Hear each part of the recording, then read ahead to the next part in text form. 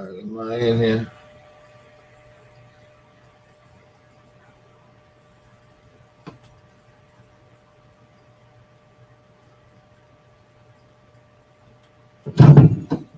You mean plug it in the router? That's crazy.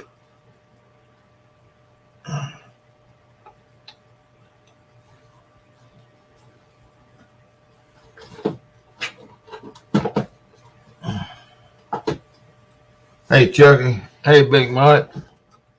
Can y'all hear me all right? I got a thing here that says my Wi-Fi is not working. What's that mean? Hey, Otis.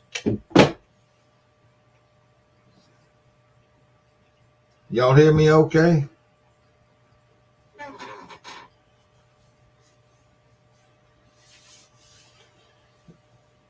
I just got through watching Stand 2 and Epic.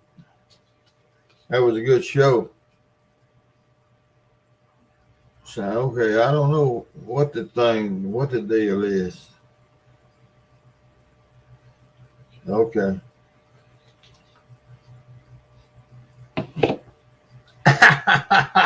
Look at that. My little red-headed buddy. Hey, Brian Manning. What's up, dude? It's the same old fella, Brian. He's just older, that's all. What in the world are you doing up this time of night? You're supposed to be in the bed.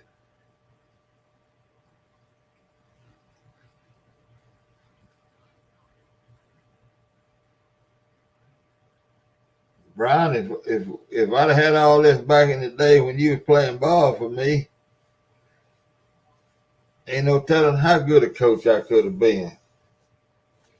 Fellas, this is Brian Manning. He's one of the boys that I coached back in the day when I was coaching baseball, and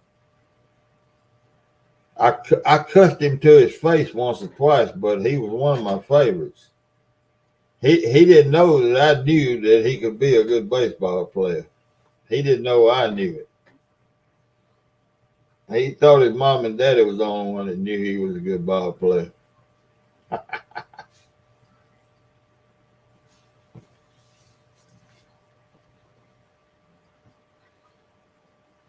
Yes, sir. Great to see you, Brian.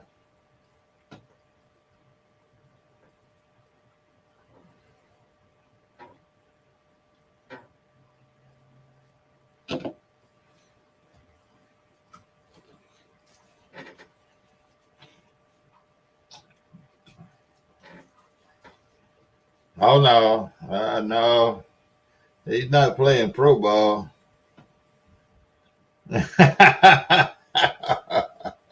You remember it too, don't you? Yeah. No, no smiles after you get beat. No, Brian, but I thought the world of you, boy.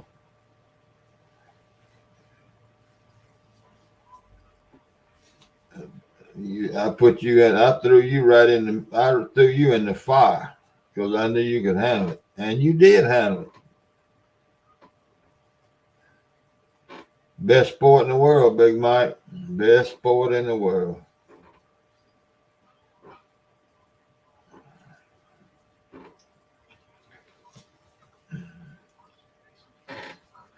Hey, lucky boy.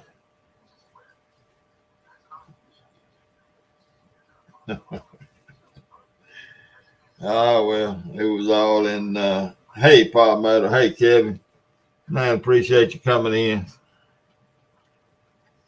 Yeah, look, on your show and tell this week, you going to let people come up and show their rigs or something that they might do? Is that what that's about, Kevin? No, it wasn't on its own. It was it was Lucky. Hey, Tasha.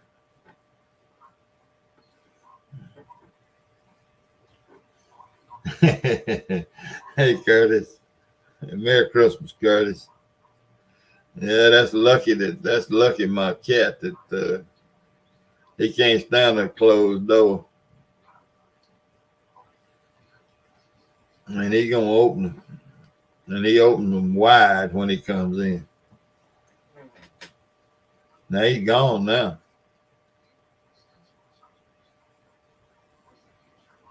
Oh, okay. I'm sorry. That's it's not you. It's Muskrat. It's Roger that's doing the show and tell. I'm sorry. I messed up. Yeah, I know the knot time. I watched the knot time tournament before. Yeah, I'm sorry. That's my mistake.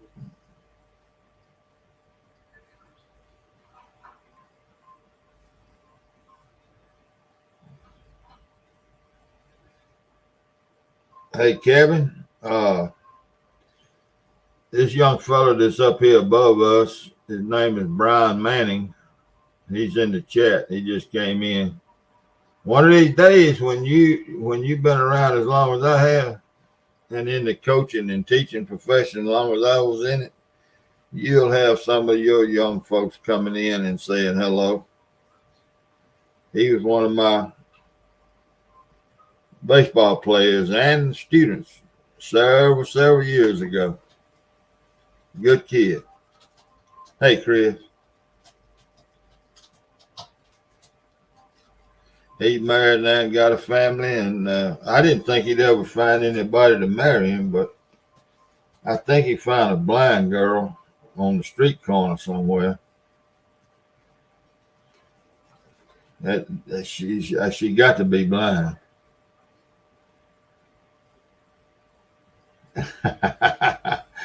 I don't know. You were okay. You were a good baseball player, and you wasn't that bad a student.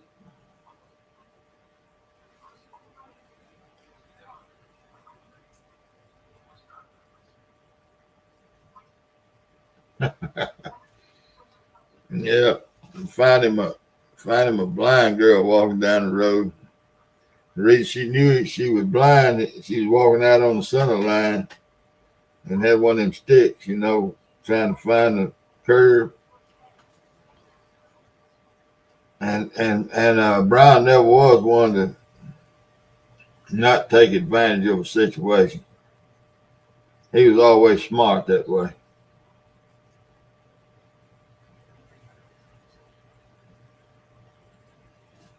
Let's see what he says about that.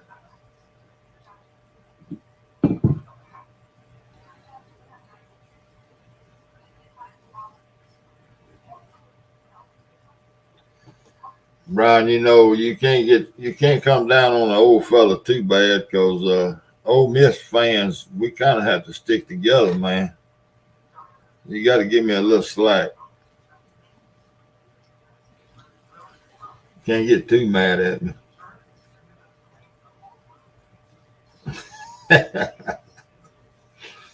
There you go. There we go. I can tell you one thing about our coach. He knows what that NIL is all about.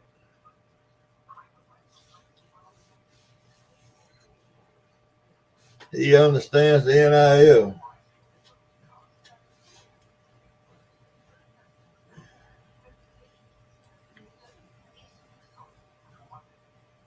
Brian, when I'm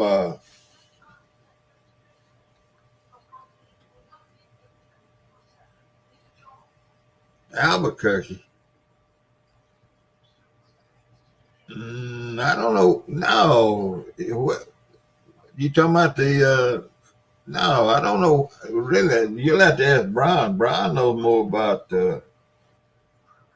uh, our football coach than I do. He ain't from Albuquerque. Hey, Tim. No, I don't know where he's from. He might be. I don't know. He knows how to raise it. We'll see if he knows how. Yeah. Brian, where is Where's Kiffin from? He's not from Albuquerque, is he? I don't know where he's from.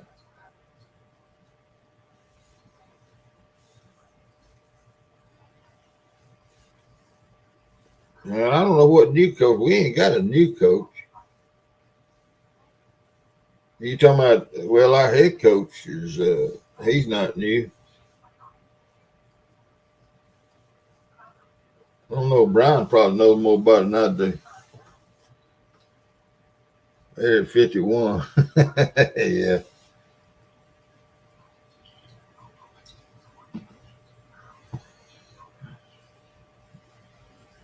Well, look, I'm gonna put this. I'm gonna put this in here again.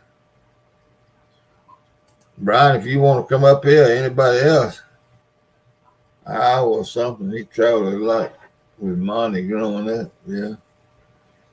If anybody wants to come up here, just click on that link and follow the instructions, and you can come on up here.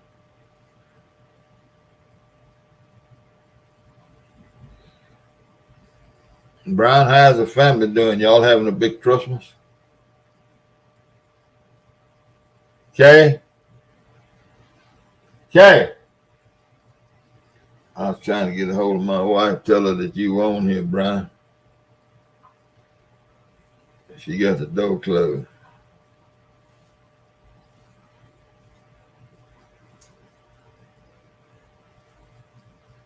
I don't know where he's from. I know my mind's spinning with all the catfish information I just got a hold of.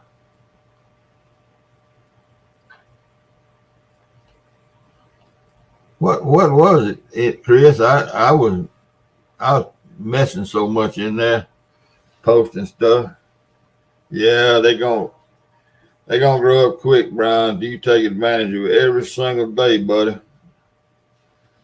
Because you're gonna look up and you're gonna be grown and gone.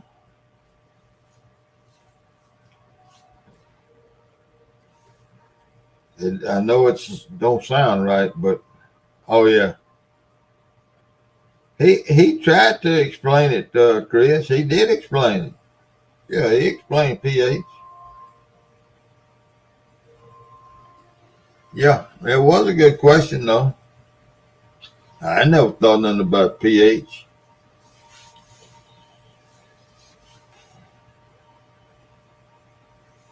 Yeah, don't worry about pH. Not where I fish or where I used to fish. Still do, I guess, but it's a whole different thing. Fishing from the river. Yeah, he answered it. He talked about the pH and the algae levels and everything else.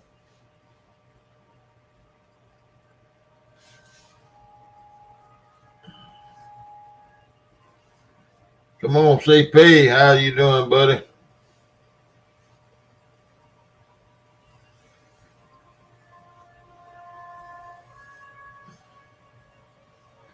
It's cold down here, CP. I know it's cold up there where you are.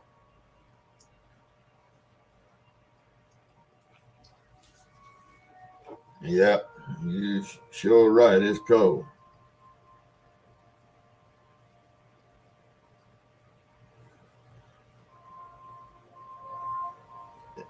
Not old miss. It's OLE, man. It ain't OLD.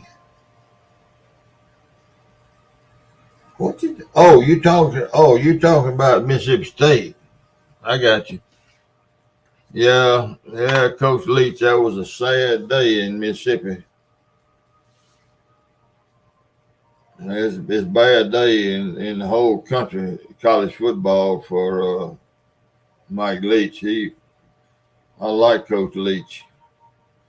When Ole Miss hired the right reverend back here a few years ago, Coach Leach was my pick then. That's who I wanted him to go after then.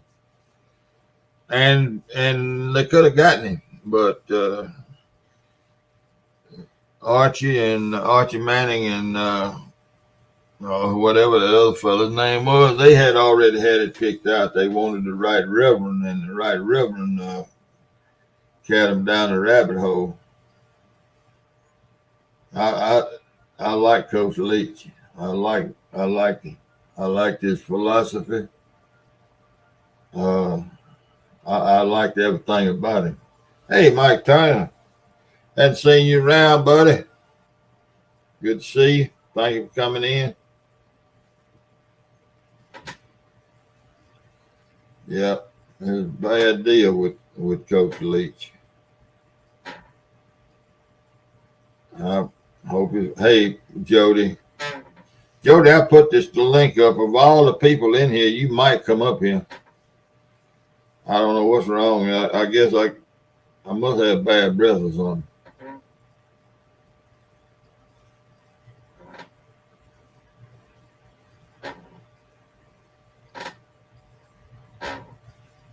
Yeah, it was cold in Mississippi this morning. Ain't no doubt.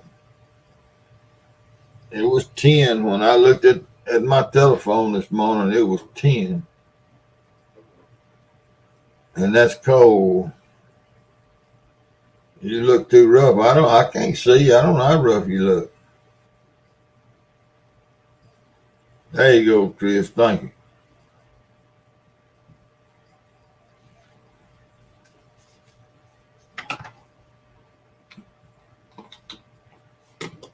I thought after Tim and Stan too gave all that information out that everybody might be ready to kind of clear their brain and sit back and try to think and absorb everything they learned tonight. It's like going to school, man. -3. Yeah, that's with a wind chill. Can I leave? Sure you can, Jody. I'll bring you up. I don't care if I get a troll. Let's just be a troll. I don't care. I ain't into all that. Yeah, come on up. I'll leave your camera off and you'll be fine.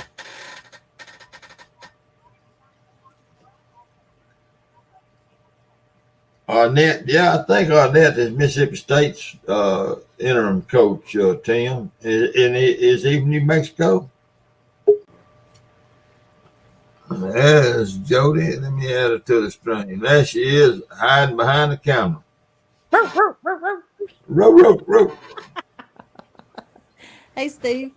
Hey, Jody. I sent Brian B a text message telling him to go live about 15, 20 minutes ago, and I didn't get an answer from him. So, yeah, Friday night's always people looking for somewhere to go.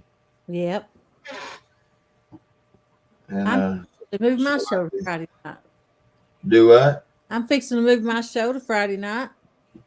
Oh, your fishing show? Yep. Okay, well, good. I'm gonna end up switching jobs this year, and I think more people will fish it if it was on Friday nights too. Yeah, they probably will. They won't now, it's too cold, but when it starts warming up, they will, I believe. And CP talking about the temperature was -3. That's 13 degrees colder than it was where I live. Mm. And he's full of it. My regular temperature was 6 degrees. I don't know what it was with the wind chill. Yeah, he's saying it was -3 this morning. Wow. And he's full of it. I can tell him he's full of it, and I tell him right into his face he's full of it. I had trouble opening my car doors. I had one that would open passenger side. I had to crawl across. Yeah, you was over where all that snow came down. No, I didn't get snow where I was at, but when I got home, I had some snow. There you go. And when you open your car doors, you couldn't get them open this morning. I let it warm up good, and about an hour and a half later, I was able to open up the driver's side door. Yeah. Well, it was I don't know. I guess Memphis and a little bit Memphis on down, it probably got 6 degrees. Yeah, it didn't get no -3. I don't give a damn what he said. Yeah. I don't believe about half of what he says anyway. Hey, We actually missed all the bad. We got the cold, but we didn't get all that bad weather they said we Yeah, would. y'all did. I guess y'all did miss it. It must have skirted north of you. Yeah, it was. Look. He's gonna come up here now. Yep. I don't blame them. Now remember, if you go to line, I'm gonna remove you, CP. Well, you can I go got my, remove me now then, because you're going to call me a lie. It was -3 this morning at 6 o'clock. At 7 o'clock, it was 1. CP. That it was 10 degrees here at 7 o'clock. Ain't no Yeah, but way it was that much. you further west than me and you further south than me. It was Yeah. -3 degrees. No. That's what you heard it on. You must have heard it on CB radio, or that's what Lil Ann told you. Wasn't no -3 in Mississippi today.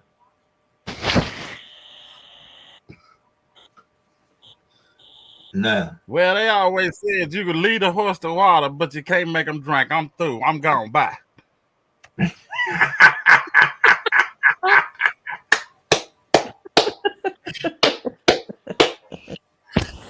Man, if it was -3 degrees in Mississippi, it'd be all over the news. Now you done it, Steve. Oh, I made him mad now.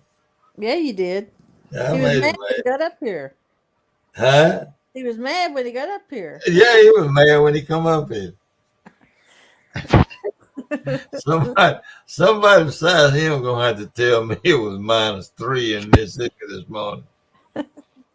Oh gosh. If Mississippi was -3, the state would be shut down. Mm-hmm. -3, every pipe in North Mississippi be busted. When you go and cat against, it's gonna be a good while. It's gonna be a good while, Big Mike. Hey, bud. Hey, Buggy. He's so close to Memphis. He's so close to Memphis. The gunfire keep it above zero. Yeah. It's gonna be a while before I go. It'll be in the spring. It'll be April, May before I go back out there. I'm gonna Shoot, do a I whole went lot yesterday. more.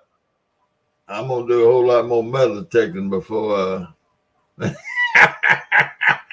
Look what he posted. My pipes is busted. Now, Jody. Now listen, you Mm-hmm. got to understand. Now I got to explain this. I told CP starting Wednesday now, that he Yeah. better be doing something to get his house ready for this cold weather. And he told me everything's good. Everything's good. I know about living in the country. I know how to take care of everything. Now, what did he just post? That his pipes was busted. So if it got to -3, I hope it blowed the flow out of his damn house. Oh my God. Because I told him we're starting Wednesday. He better start trying to make sure everything was good to go. And now he's mad. See, he's posting in big letters and everything. And now he's Yeah. sending me text messages. He's yelling at us. Yeah, look, I'm getting text messages. My pipe is busted. See, it's a whole lot more to the story than what he tried to let on right there. Yeah. They told on the news tonight, leave your water running. Your faucets dripping. And he said, "Oh, he's showing me a picture of a. He's showing me a picture of a. He said 3 degrees. Yeah, well, that's 3 degrees. I don't doubt it. But I tried to tell him Wednesday that he needed to be doing something, take care of his water lines and everything. I got everything. I got it. I asked about his generator and this, that, and the other. And you know what he told me? He said he's going to get in the bed. If he got that cold, he's going to get in the bed. Yeah. Oh, that's what he did, and now his pipes are busted. Mm-hmm. Yep. He didn't prepare. That's right. So, yeah. Oh man. But I hate his pipes busted. I know that's aggravating, a lot of work. And it Yeah, probably might have damaged something. I don't know, but maybe yeah, he'll get them fixed. but I think when you if you raised on a house that's on a slab, that's one thing. Yeah. But if you raised on a house that's on house blocks that's sitting up off the ground, Mm-hmm. buddy, you better take. I don't know how you keep them from. I don't know how you keep them from freezing. We used to put. I know everybody's gonna think this is crazy, but we used to put the chickens under the house. We had 2 goats. We put them under the house. 2 or 3 dogs. We put all them under the house, and 5 or 6 cats, and we put all them under the house and closed them up under there, Huh. and then let water run. Yeah. Trying to keep enough heat up under the old house to keep the pipes from freezing, and they still freezing. This was back before, way before PVC. This is an iron pipe, Yeah. and they still freeze and bust. And when the iron Mhm. pipe freeze and bust, you got to have that. You got to have that tube. You got to have all them elbows and all Yeah. that to get to fix them. And oh, it Mm-hmm. was a terrible deal when them pipes busted, and they busted just like the PVC does. Mm-hmm. Water line I busted down drain pipe. Well, that's part of the water lines, Chuck, CP. Yep. All of that's part of the water line. What in the S trap? Probably frozen busted. That's what he's talking about. No, the drain pipe that comes out of the tub and the washing Oh. machine froze and busted. They had a dip in them. They didn't drain out, and they froze and busted. Yeah. My house is above ground basement. Do you know what that is? I do not. The back of the front of the house is it's a basement, but its floor is ground level. But the back of the house is in the ground. Down. Okay, yeah, I got you. Yeah. Yeah. Oh man, we had on the north side of the house. We had boards all the way across the house, set up off the ground, close Mm-hmm. to 2 feet high. Yeah. I was tall one of them old big tall house blocks is. Not no cinder block. I'm talking about them pyramid thing. Mm-hmm. And we had 1 inch boards running all across the north end of the house, and then down the east and west and the backside we had 10. And they put everything we had up under that house Mm-hmm. uh, at night during the cold weather. Of Yeah. course, that's back when we didn't even have a TV, so we didn't know we just knew it was gonna be cold. You could tell it's gonna be cold. So put everything up under the house. And you wasn't no sleeping because the damn goats, their horns was rubbing on the floor of the house all night long. Hmm. But yes, indeed, that's just part of raised being come up out in the country. Yeah. Yeah, Buck said he makes 5 trips to the store. Yeah. Jody, I remember our first septic tank when we put in our first bathroom inside the house. Yeah.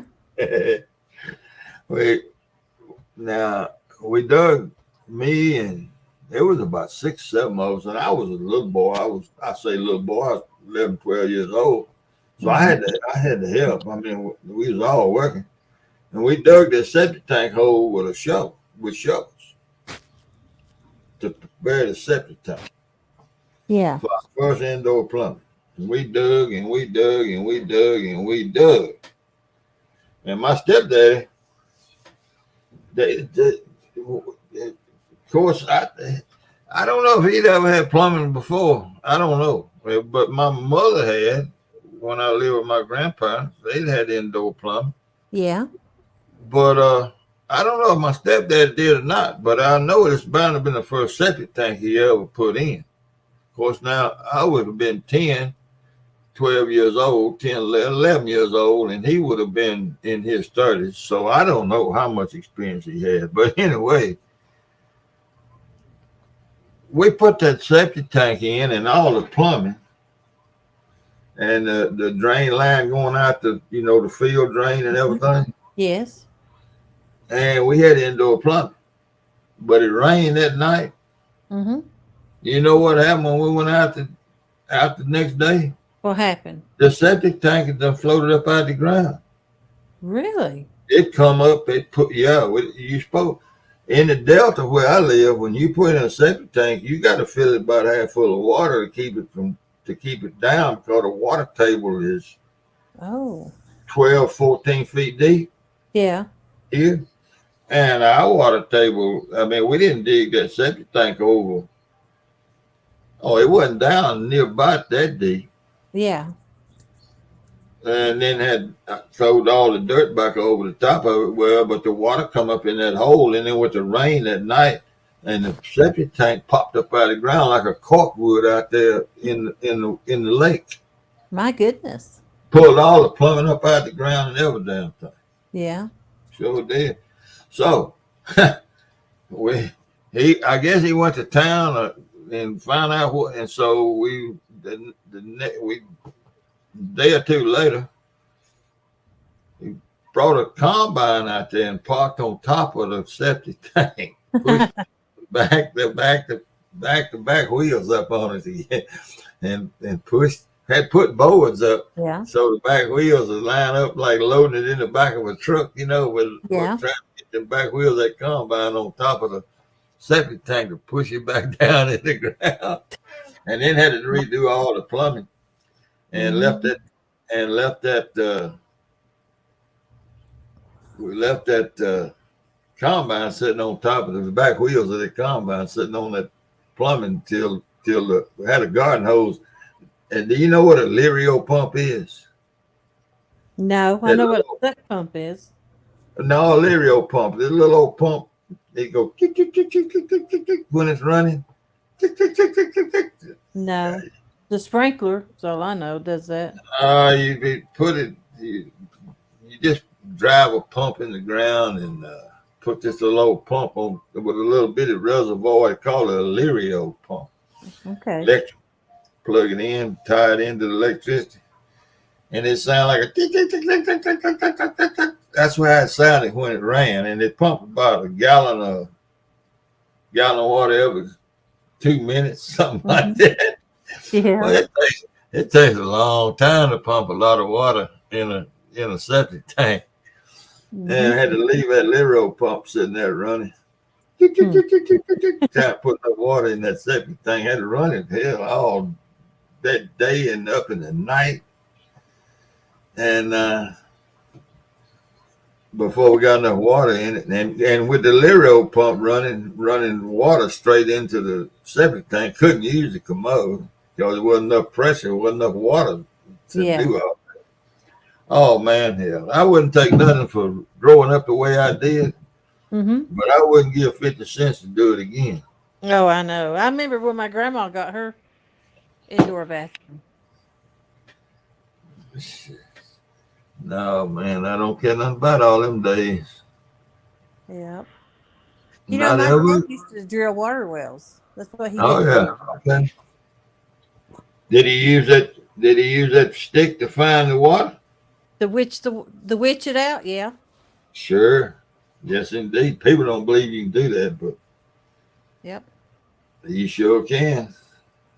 It worked. Yeah, it works. I'm not gonna get involved in all that and telling about it, but yes, indeed, it works. Mm-hmm. And I've got a little sister that can do it, and I can do it. Now I've got a little sister that can't do it. Yeah. She can't because she's a skeptic. She don't believe it can be done, and so she can't do it. But I got one look. Yeah, I can find water anywhere. Yep. Water witch. That's what they call it. Yeah. Yeah, sure. It's for a fact you can do it. Yep. Sure can. My granddaddy was so good at it that when he witched the well, Mm-hmm. and he's a well at the houses, the pitcher pump. Yeah. When he witched one and had to go to town, and it was 13 miles gravel road to go to town. When he went to town with the strainer. He, Yeah. he bought the strainer and Mm-hmm. exactly the number of feet of pipe. So when he witched it, you can witch, water refracts at 45 degrees. Mm-hmm. It don't refract at 90 degrees. It refracts at 45. Okay. So when you find water, you mark it here and then you mark it over there, and you measure between them marks and measure and say twice, and that's how deep the water level is. Huh. He could go. He brought back the exact number of foot of pipe he needed to get 3 or 4 foot down into the water table. Yeah. Hmm. People don't believe all that, but it's true. It's Yep. fact. He had me try it. I could find it. I only did it a couple of times. He was just seeing if I could do it. Well, you know how to test yourself, don't you? Well, he already had found the spot. He brought me out there and had me do it to see if I picked the same See if spot you up. got the same results. Yeah. Yeah. Well, in this day and time, you can stretch a garden hose out, Yeah. and this is how you test it. Now, I'm gonna give y'all some information here that you didn't know, or some of you didn't know. You stretch that garden hose out, and you turn the water on, and you use one stick, Mm-hmm. one stick. Now, this is very important. If you use a stick or a coat hanger or whatever you use, you get back off away from that garden hose, and you kind of in your mind picture that water running through that hose. And when you get to it, if you can really do it, not only will that whatever you use in the stick or whatever will start Mm-hmm. pointing, start moving. It'll Yep. move. It'll point in the direction the water's running. You understand what I'm saying? Yeah. It'll swing the way the water's running because water's moving underground. I mean, it's not just sitting there; it's moving, Mm-hmm. and it'll move the way that water's running on that garden hose in that garden hose. And you stop right there. As soon as it starts moving, you put your heel in the ground, make a mark. You go to the other side, way over there, and come back towards the hose in the other direction, and it'll start swinging. And you can measure, and it'll tell you exactly how far that garden hose is laying right there on top of the ground. Hmm. It's all 45 degrees and plus the direction the water's running. Yeah. I don't know about all that. Well, I do. You got the technical side of it. Well, I had a fellow. I was sitting up at the parts house one day drinking coffee, and boy walked in, come in, an old friend of mine, and he said, "Look here, Coach." He said, "I done heard you talk about all this treasure hunting and dowsing and all that." He said, "I got a stopped up uh, drain over here at my house. My everything backing up in my. He lived in a house built about 1910, 1920. He said, all the commodes backing up and everything. I got plumbers all over there. I got every plumber in town over there digging, trying to find. We can't find the drain plug, the drain line." Mm-hmm. And Daddy can't even remember where it was. And his daddy's old enough to be my granddaddy. Yeah. And he said, "Can you come over here and find this drain? Where our sewage drains out of the house?" I said, "Well, yeah, I ought to be able to." So I went over to his house, and sure enough, man, they had holes dug all over that yard. And they was Yeah. all walking around looking and everything, trying to find them. And so I walked around and looked and walked and made a circle around the back of the house, a semicircle around the back of the house, because that's where they all seem to be. And I told Bob, I said, Bob, you ain't got no drain coming out of here. There ain't no water line. And I said, go in there and make sure you got water running in the sink. And you got to stand there and watch it because the water's backing up in the house. You know, Really? it wasn't draining. Yeah. It's draining real slow. I said, well, go fill up the lavatory, the sink, kitchen sinking, because you got to have water moving for you to for this stuff to work. At least for it to work for me, the water Yeah. got to be moving. So he went in there and filled it up. And he came to the back door. He said, it's full. And I said, all right. And I started making them circles, semicircles around the back of his house. And I could not find that drain. I said, and he come out there and he said, I didn't think you could find it. I said, well, I'm going to tell you, if there's any water running through this backyard in that pipe, I said, I believe this line must be up closer to your house. He said, no, it's out here. I said, Bob, I'm just telling you now. There ain't no water draining through this backyard in no pipe. None at all. I said, it's got to be up closer to your house. So he said, well, whatever you think. So I walked up there and I said, well, I'm going to just walk down beside his house. And I'm still in the backyard, but I go decide I'm going to walk down beside his house. And just as I got to the back of his house, them rods turned to the left. And I wasn't 2 feet from his house, back of his house. So I walked down beside his house and walked back to the backyard, and it turned to the right. And I said, Bob, your drain is right here. It's running. It comes out of your house and makes a 90 and comes right down behind the back of your house. Ain't no way. He said, I remember that drain being out of the back. I said, well, I'm just telling you, here's the drain. The drain is right here. And I stuck a stick or a pecan limb up, and I said, y'all dig right here. You're going to find that drain. And so he got the plumbers over there. He said, the man says dig right here. They dug down there about 2.5 feet, and they hit the drain line. Did they? Wow. Yeah, I mean, it was, and he threw the shovel halfway across the backyard, told me to leave. He got upset because, you know, he didn't think I could do it. And I knew damn well there wasn't no drain out there in that backyard. And they couldn't figure out where it went. And it went into them roots under them some big old pecan trees. They still there now. Them pecan trees big around as my house. And the pecan trees had been caved all of his drains in and everything. And why he thought that drain went out the back of his house, I'll never know. But it didn't. It went out about 2 feet and then turned and went, along the back of his house. But they ended up having to put a whole new line in because the pecan trees had ruined the water lines. Oh, they growed into it. Huh? They growed into? Oh yeah, they grew into it, collapsed it, and everything else. Yeah. It wasn't. It was some of that old ceramic stuff, that old clay stuff. Yeah. He had to put in a whole new sewage line, but he tied into it right there where I found it. Yeah, boy, they got away with it. He threw. I'll never forget him throwing that show. That's pretty funny.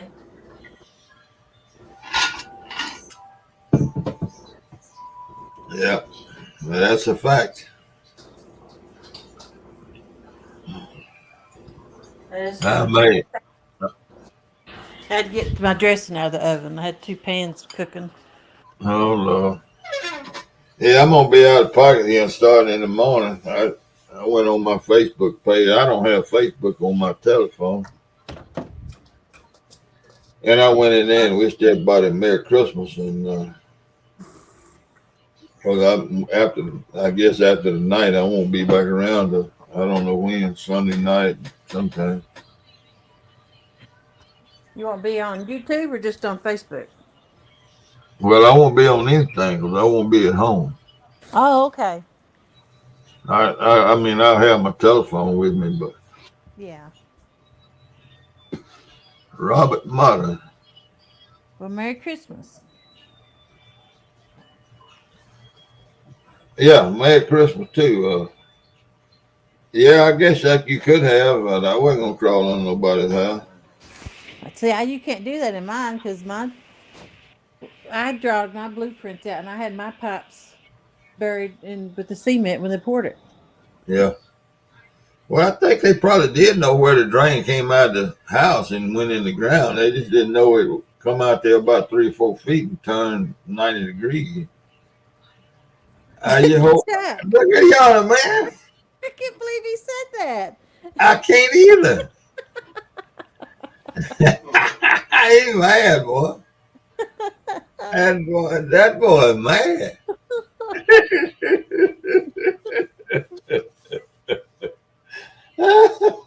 Bah humbug, CP.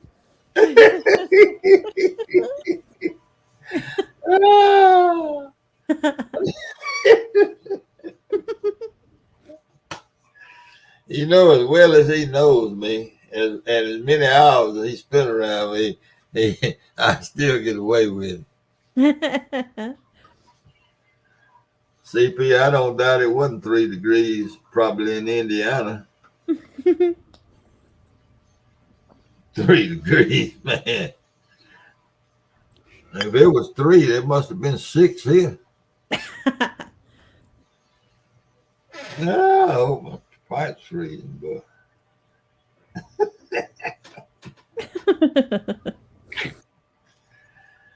Man, you know you don't bother me. Hey, JBT. JBT in the house. Mm-hmm.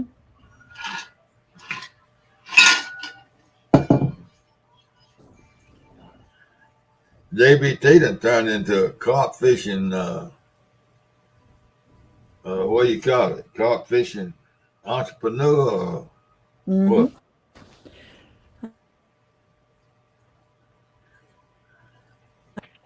He's into everything right now. He's a talk show host. Let's start calling him Geraldo. Yeah, he kind of favors Geraldo, don't he? Mm-hmm. Yep. Yes. Yeah, CP gonna show up with dry ice and put him a thought. Oh man.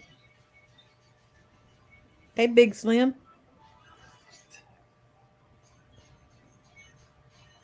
Mine's too, Big Slim. That's pretty cold. Yeah, that's too cold. Hey Skull. Hey Skull, I saw you short on the boat over there on the lake. I reckon that boat probably plumb underwater by now. Hey, Skull Rush.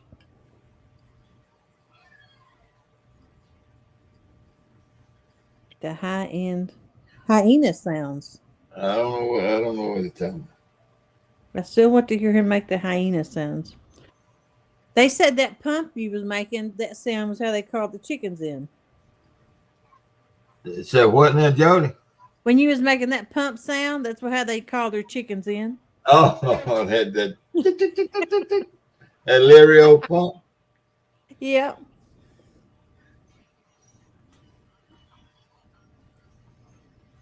Yeah, I saw the short you put up, JBT. Yeah, when the last time I was over there, Skull, and saw it, that wasn't nothing sticking up, but just a little bit of the point. And the boat tied to it was the back end. It was sticking up now. I can't imagine somebody losing the whole rig like that. But they sure did. Did JBT give up catfishing? Surely to God not. Surely No, he he was. caught a big channel cat earlier in the week. He got a short out on it. Mm-hmm. I saw it today. Uh, yeah, other day they were talking about saying something to him in one of these things, and I said, "Well, I watched him and I didn't see him catch anything." And he came on and said he caught a big channel cat. Mm-hmm. Well, I missed it, and I did watch it. I watch a lot of him while he's fishing, but I don't sit there and watch every second. Yeah. But he said he caught one that weighed, I thought he said it weighed 23. Maybe I'm off. Maybe it was the 16, 17. Mm-hmm. But that was a big one. And I saw the short on it today. He caught a big one. Yeah. Oh, there wasn't him to make the hyena sound, JBT. That's what it was. He told me he was shy. He ain't a bit shy. JBT? Yeah. No, he ain't sure. Nah.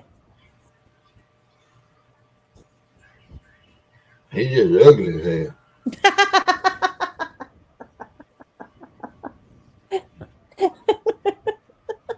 I can't believe you said that. And he can't help that.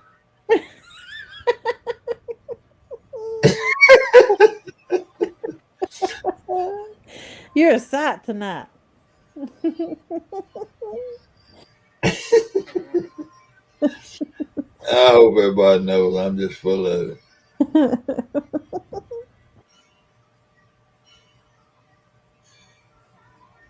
And Tim's get low. Yeah, laugh. He's laughing. I'm just clowning. I know one thing, JBT, and I said it, I typed it out, I wrote it out, so it's out there for everybody to see. I would not spend my 16th wedding anniversary editing a damn video. I can tell you that. Nope. I would not have spent my 16th wedding anniversary editing nothing. I know what I've been doing on my 16th wedding anniversary. We've been playing Rook and Go Fishing and all them kind of card games. You not playing cards? Me? Yeah. I love to play cards. I can't get nobody to play them. Nobody to What play games. What do you like to play? Well, Rummy's my favorite. Rummy? Yeah. Yeah, I can. Yeah, the gin rummy or rummy? Rummy, where you get three of a kind or you get 5, 6, 7, 8, Yeah, straights and all. Yeah. Yeah, but I play hearts. I don't know how many games of hearts I done played, but it's got to be up close to 200,000 by now. Wow. That I play on the internet. I play hearts Yeah. a whole lot of times while I'm listening to the music down in Key West, Yeah. or listening to one of these talk shows, one of these shows, on YouTube. I'll be over there playing hearts. I love to play hearts. I love to play spades. And I used to play online. What is that? That's called you cheat. Oh yeah. I do deal off the bottom. It's just fun to cheat. Yeah. Because I don't have to cheat to win. It's just fun trying when they catch me. Yeah. I played cocaine back in the day when I was little. I ain't played it in years. I played that in another game. Well, I can't remember. Yeah, I played it way back in. Hey, Pepper. Hey, Johnny. But canasta and but I hearts and spades. And now there's a game that very few people know how to play, and I can never remember all the rules to it. But we called it clubs. Yeah. I've Man, heard. that was a fun game to play with, and you could play it with three-handed, or you had to have at least three. Mm-hmm. And that was a fun game to play, and it was a frustrating game to play, but it was a fun game. And a preacher taught me how to play it. He turned out to be a preacher. He wasn't a preacher when I knew him. Mm-hmm. But we used to sit up when I was in college. We used to sit up in front of the Coca-Cola machine and put in the lobby of the dorm and Yeah. play clubs. Me and him and another boy. No, I haven't. Tim, I've. Uh, My uh, favorite games are Rummy, Blackjack, Jumpy Old Man, and Checkers, and Uno. well, that ain't and yeah, I guess rummy. I like rummy, gin Mm-hmm. rummy. Yeah. But I don't know. I just like, yeah, I like to play cards. Never played pinochle. It seemed to me like I tried to learn one time. Somebody was playing pinochle, but that was golly, Tim. That's so many years ago. Canasta. I even my wife went and took rook lessons on the rook, bridge lessons. Paid to go learn how to play bridge now. And she was supposed to be some kind of bridge guru after 4, 5, 6 years of it. Yeah. And we moved away from where we grew up to another town and went to work. And they had a bridge. They had a bridge club there. And of course, she went right on and joined the bridge club and went all every once a week, and they all played. So they had this big to do bridge party, couples. Mm-hmm. So she had to bring me, had to bring me. And so we go to and all I knew about bridge was listening to her talk about playing bridge and how do you bid and listen and bid and everything means something when they bid and they telling each other what they got and all that. Yeah. And what clubs count so much and hearts more and spades. I don't know. I don't remember. It's been a long time ago. But anyway, so I just went in and this is one of them things when you go to one of these deals, you swap partners all the time. Mm-hmm. Go from table to table. Or Yeah. you don't know. I don't wasn't sitting there playing with her all the time. I played with her and then somebody else and somebody else.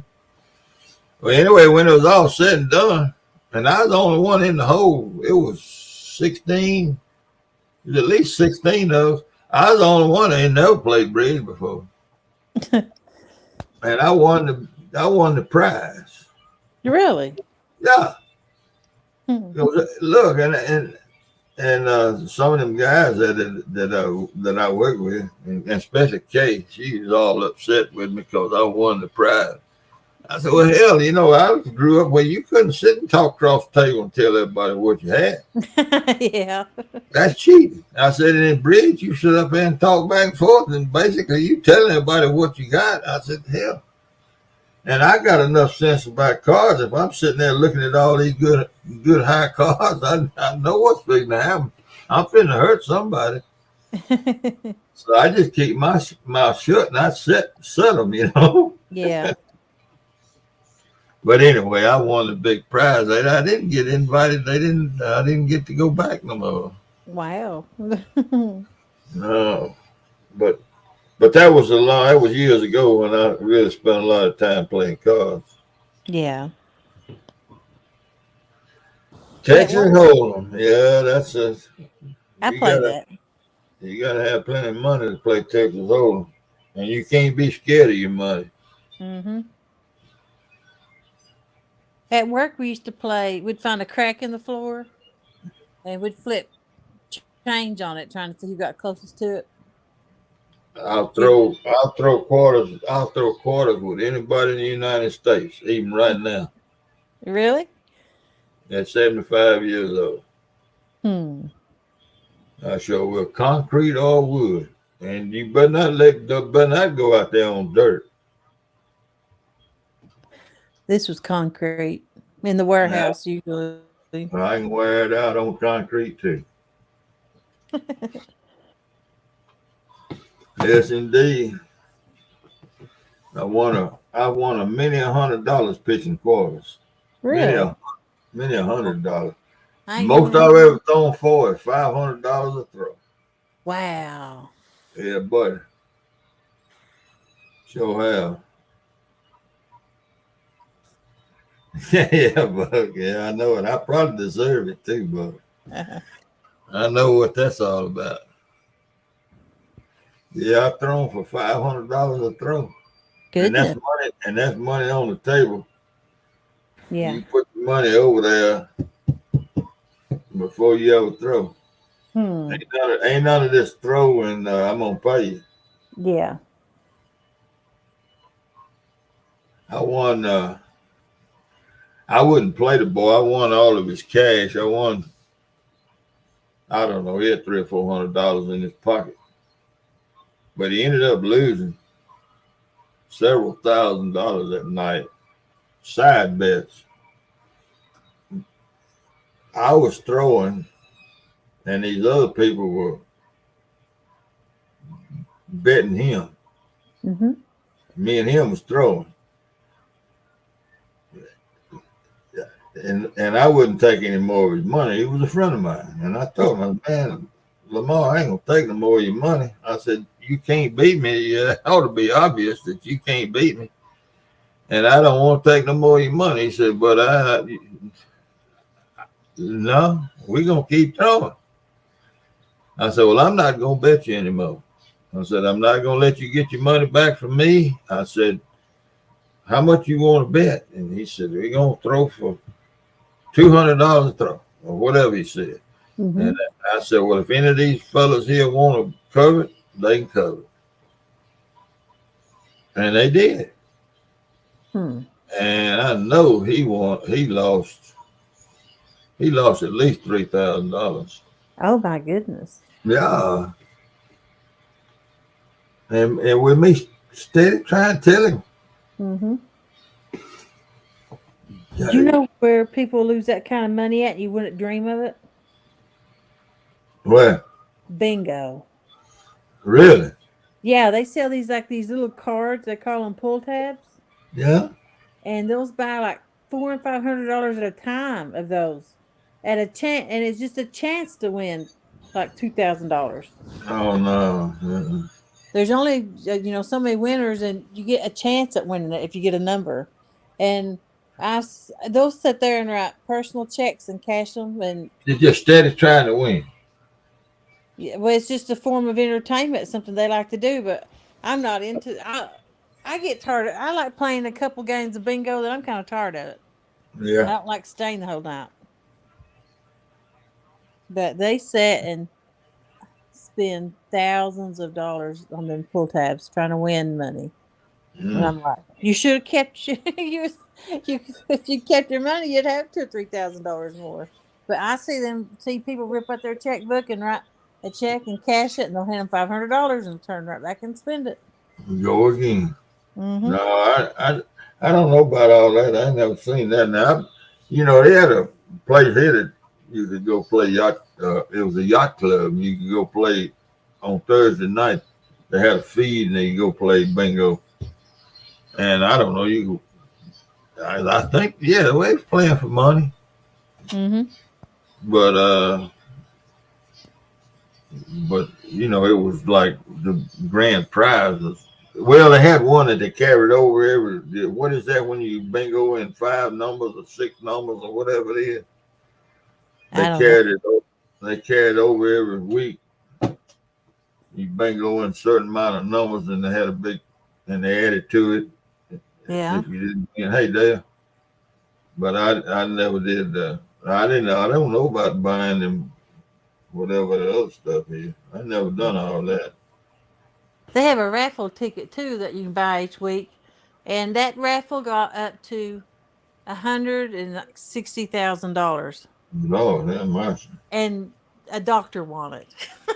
Well, he needed pay off his student loan. He was an older doctor, but probably. Yeah. Hey, David Smith. Short attention span.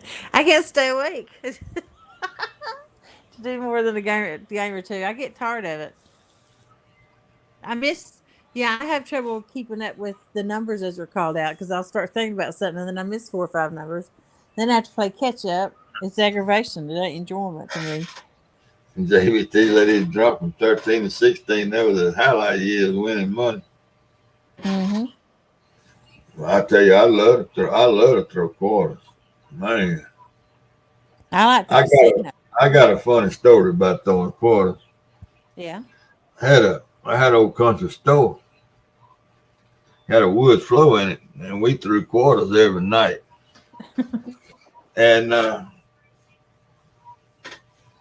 we had the aisles, where the bread's on one side and the potato chips on the other, and the aisle down through there. And we had took a file or a nail and scratched the line across 7, 8, 10 times, got it good and deep, where Yeah. you could see it, and then had the line where you threw from and all that. And we get an intro for a quarter, and you might win $10, you might lose $3 or $4. It'd be 7, 8 people throwing. Yeah. And then sometimes somebody come in and want to play for $1, throw for $1, and you might win a bunch of money, like that night that won all that money from that other. But anyway, this guy comes in one night, this is about 11 o'clock. And he says, how much y'all throw for? And I told him, I said, well, we throw for just about as much as you want to throw for. He said, well, I don't want to throw. But he said, but I got a partner that he can throw to the line. I said, well, bring him up here. We'll throw. He said, well, he ain't going to come up here with less than $5 a throw. And I said, well, we probably can scratch up $5. Yeah. So sure enough, Saturday night about 10 o'clock, old Harold comes sliding in we call him Sliding Harold. He comes sliding in the door and he had this little guy with him. I never had seen this guy before. Mm-hmm. He's kind of slick looking. He walked up there and Harold said, this is my man here. He wants to throw for $5. And I said, well, who you want to throw, man? He said, I don't care. No, Harold done all the talking. Harold says he don't care. He want to throw with the best. And what but three or four of us in there. And I turned around. I said, Jimmy, y'all want to throw against him? He said, no, you go ahead. I said, all right. So I laid my $5 up on the counter. I got me a quarter. And so we got up to the line. I said, now, I'm going to let you throw first if you want to. I said, but wait a minute now. Somebody got to put $5 back in by my $5. And Ohio come out with $5 and laid it over there by my $5. And this kid threw, I say kid, he was young. He threw that and it landed in the potato chips. Up on he missed the whole floor. It landed up in the potato chips. And so I threw mine and we had out of bounds, and I just flipped my quarter out there about 5 feet and I reached over and put that $5 in my pocket. He's over there digging through the Chips. The chips trying to find his quarter, and he got his quarter and he come back and Harold said, look here, man. He said, you got to do better than that. He said, I was warming up. And so I stepped out of the way. I said, well, throw a couple of times and get loosened and warmed up. I hate to take your money like that. So he threw it 3 or 4 times. And I said, you warmed up? He said, yeah, I'm warmed up now. And I said, all right, we'll go again. I said, Hal? He put another 5 out there. And this time he throwed it in the Wonder Bread. Look at that $5. Hey, you talking about choking up on $5? He threw it in the Wonder Bread rack. And I just dropped that quarter out there and reached over and got that other $5. Now I'm $10, and I said, You want to warm up some more? And I ain't gonna tell you what Harold said, but he had him by the nape of the neck, and he drug him out that store. Hmm. It ain't gonna be no more warming up, and that cost Hal $10. And the boy ain't even put the quarter on the floor yet. He done throw one in the potato chips and the other in the bread. Yeah. Oh, I laughed, man. We had a Oh, yeah, man. Yeah, looks like you had Dale Hayslip come in and yeah. Marisa and Missy Kennedy. Hey, Missy, Marissa, Peralta, Peralta. That's an old treasure hunting story. Isn't that the Peralta Stone? Isn't that what they call that? The Peralta Never heard of it. Stone. I believe it is. The Peralta. Isn't that right? Let's see if she answers that. Seemed to me like the Peralta Stone. Something to do with the Masons that came over to the U.S. back in the 1500s. Okay. And they found this stone carving up in Minnesota or Wisconsin or somewhere up the Peralta. Mm-hmm. Hey, bank fishing. Yep. Bank fishing. Howdy. Somebody look that up for me. Peralta Stone. Pronto. Merry Christmas, Missy Kennedy. Maybe Merry it just Christmas, sounds everybody. like it. Be here before you know it. Tomorrow's Christmas Eve, right? Well, Christmas Eve starts in about 15 minutes. Sure does. Hey, Valerie. Hey, Valerie. Christmas cookie lady. I love cookies. Good cookies. I don't like them old cheap ones. Boy, I'm actually a cookie snob. Kay made some shrimp dip and some Yeah. tomato aspic, and I love both of them, boy. Yeah. She and finally made enough for me to have some here at the house and not carry it all away with me. Yeah. Yeah, I love that tomato aspic. What's that? I don't know. It's made with spicy V8 juice and Worcestershire and all that, and it's like Jello. Okay. You put a little slab of mayonnaise on it if you want to. Mm-hmm. And I love it. Hmm. It's something her mother used to make, Yeah. and nobody else makes it around that I've ever seen. But I love it. It's she don't eat it. Now, Kay don't eat it. Yeah. It's real Just makes it spicy. for you. Yeah, well, my daughter. I got a daughter-in-law that loves it. Yeah. And she makes a big batch of carry down there to their house. And this time she made some to leave here at my I so I'll have some. like that spicy shrimp dip. Yeah, yeah, I do too. I do too. Uh, Makes the best fruit cake. I bet it does. Yeah, you know, a lot of people don't like fruit cake, but I do. I don't. I eat the fire out of it. I like it with a little bourbon poured on top of it and soaked in. Yeah. Dave Smith in here talking. He's supposed to be looking up the Peralta Stone. Mm-hmm. Yeah, David Smith. Man, I'm sitting here. I can look it up. Peralta.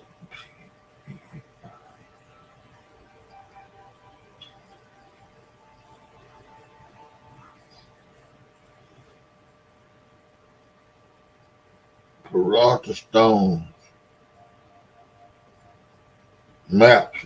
Yeah, that's right. That's right.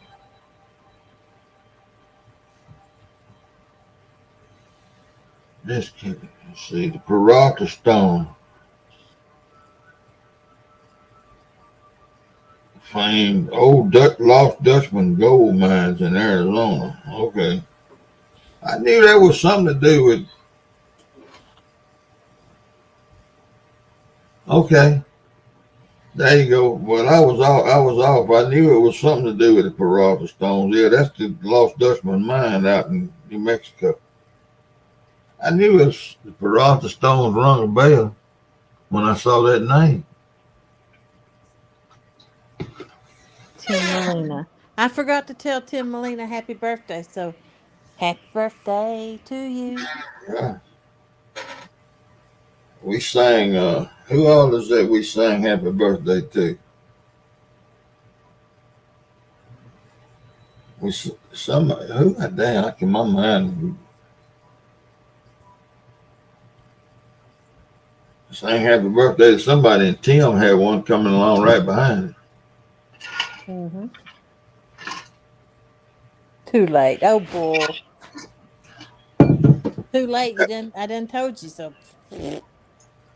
Happy birthday, Timothy. Yeah. You can save it for next year. Now let's see, Jody, if anybody else wants to come up here. I know CP ain't coming back up here. No. He might. We done run him off. I ran him off. He's still listening though. He waiting on No, a he chance to gone now. He mad. I, I don't like fruitcake.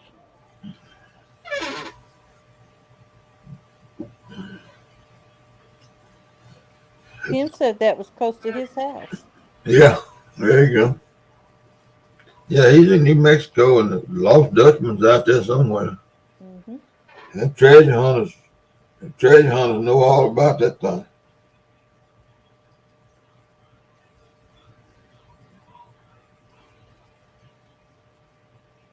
Yeah, yeah, they've been looking for that lost Dutchman mine for a long time.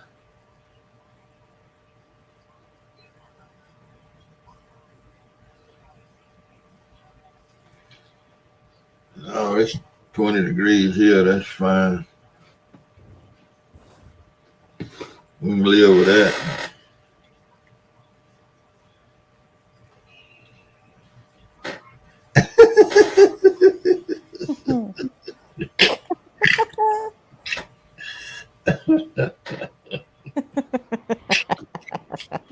I knowed he was there.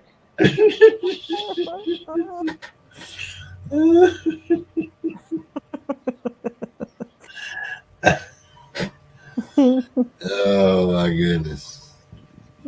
He could be quiet. I get even to get ahead. I did something to him the other day and got ahead of him. I can't remember what I did. I did something the other day and pranked him pretty good. Yeah. Long distance too, and I don't remember exactly what I did. I pranked him pretty good though. I ain't gone and I ain't mad. Just thinking about how to get even or get ahead.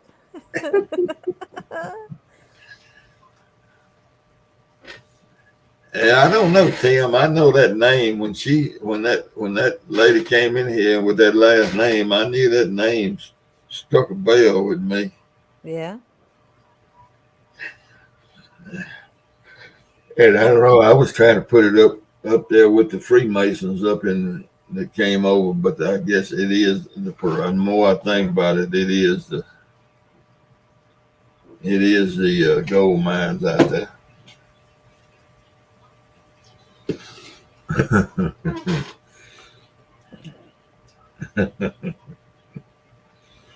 Let's see. David Smith. I'm in the house on my iPad. Too cold for me in the garage. Bought a new heater, and that heater is going to meet a dumpster, and I'll get a new one. Yeah. Buck said son Smurf Eric was going nuts today, yelling at stoplights and all kinds of stuff. It was funny. My furnace hasn't worked. Didn't work all summer. I hadn't had air all summer. But usually I have a heater running. It was the best summer of my life. I wasn't freezing all summer. I didn't miss it one bit. And I didn't run a fan or anything. Really? No. I still got cold sometimes. I kept my fireplace on all summer. Kept your fireplace on all summer. Yeah. When I would get cold, I'd go in there and warm up.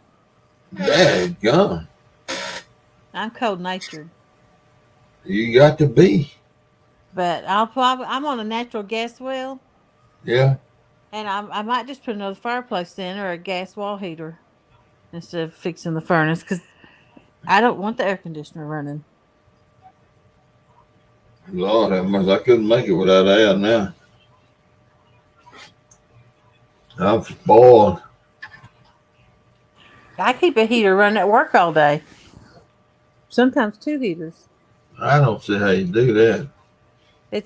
They keep the air running all the time, and I have to keep my door shut so the draft don't come in through the hallway.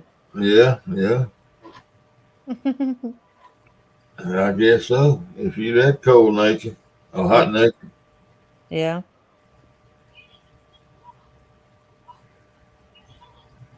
Yeah, Missy. That's cold. If I'm standing up, I'm not cold, but just as soon as I sit down, I get cold. I don't know why. I know you fish out there on that river and it's mighty cold looking. Yeah, but I'm usually standing up.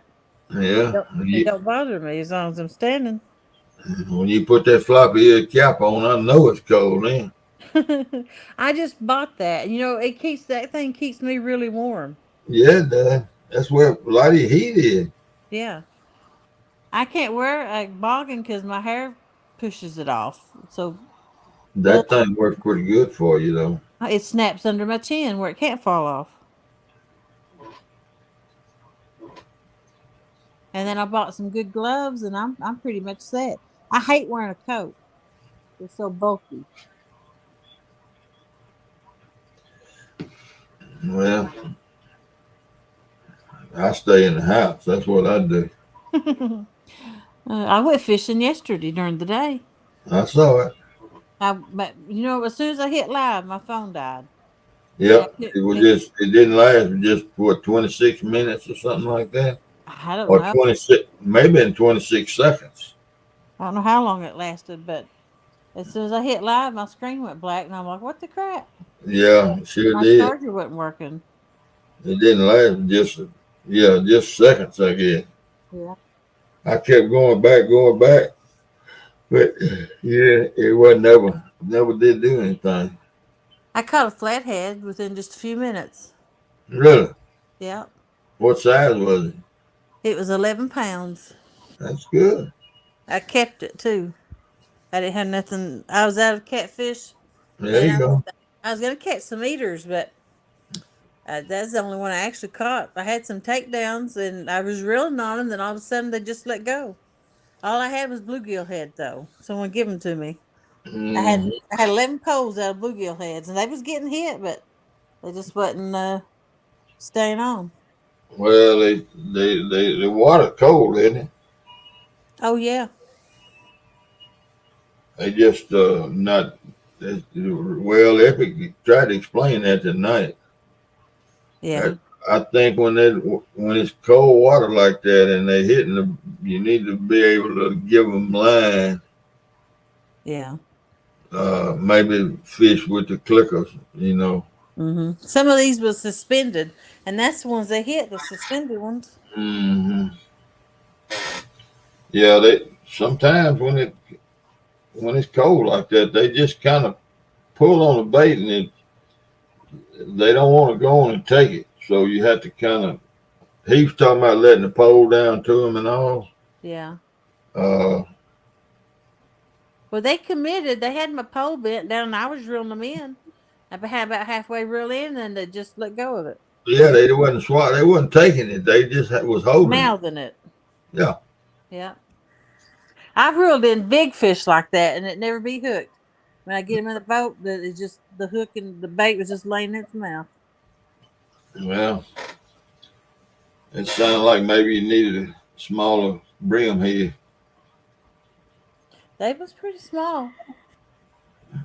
Or maybe a piece of steak or something. I don't know. But I I just ain't.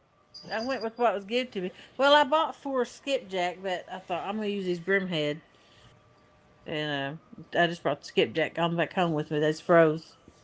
Yeah. I know in the wintertime I always cut down to a piece of bait about the size of a, oh, a folder of matches, you Yeah. know, about half a piece, about half that big. Okay. Now that's how I always did it. Yeah. Think. I don't, well, even smaller. I mean, I always use small bait when the water got below 50 degrees, Yeah. but I ain't no authority. That's just what I did. Mm-hmm. David Smith said the gas substation froze up and he's out of gas for a few hours. You never heard of that? Mine's froze up. They gets line water in the line and it freezes. Just depends on how it's run. It mine ain't frozen about 2 years once we figured out how it's getting water in the line.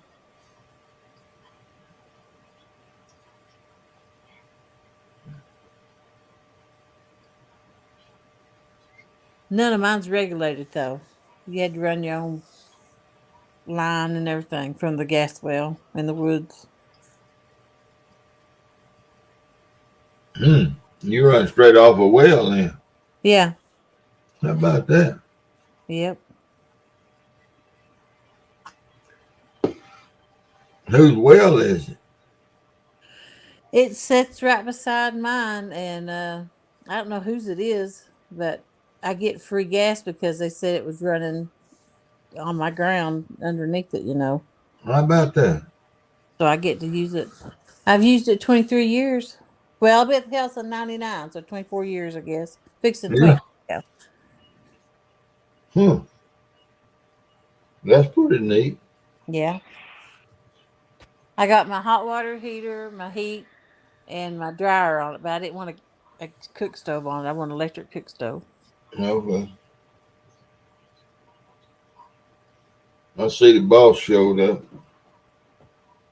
Who's that? Lucky? Yeah, he done come over here and got on the bed. Kitty, kitty, kitty, kitty.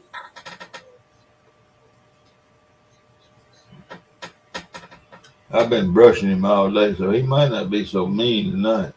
Mm-hmm. But he probably will be. That's his I'm gonna cut you spot right there.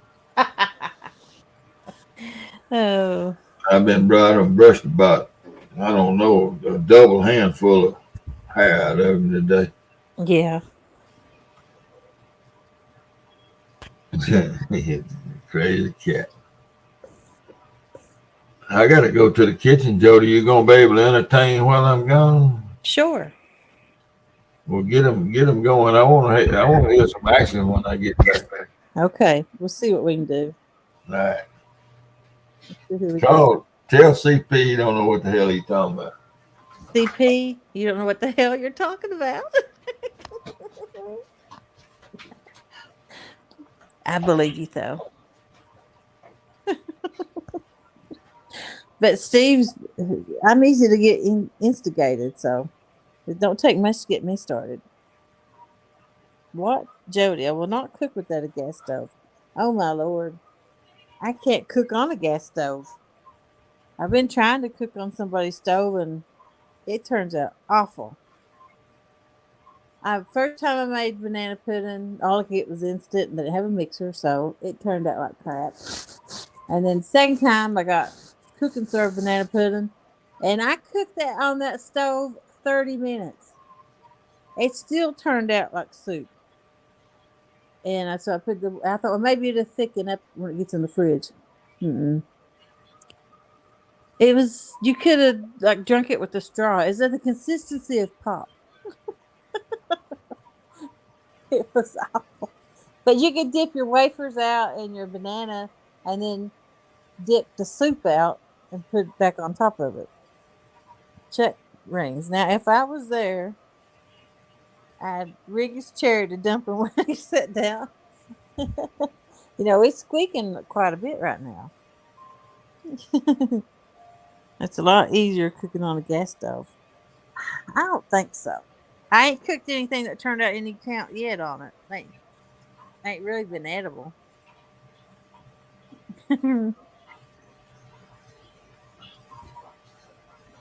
But I'm not that great of a cook anyway. I don't claim to be.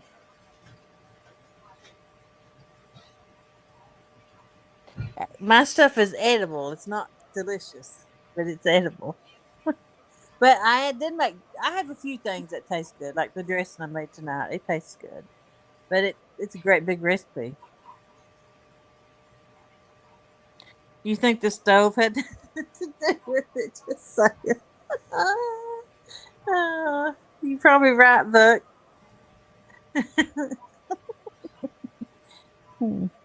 Oh, you teach me how to cook and bake with gas. Okay.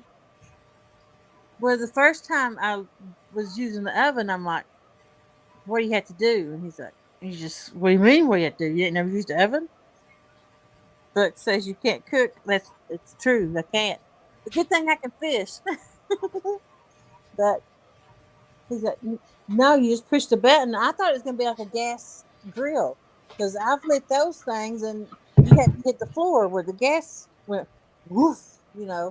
It'd blow the lid and all that. I just didn't want to mess his house up. But I did like the eye and it did that. It went woof. I left it on too long before I hit ignite. But you got to learn some one way or another. No big deal. It's easier for me to control the heat on a gas stove. This is a propane stove too. I don't know if that makes a difference instead of a gas stove. You don't need gas. You set stuff on fire.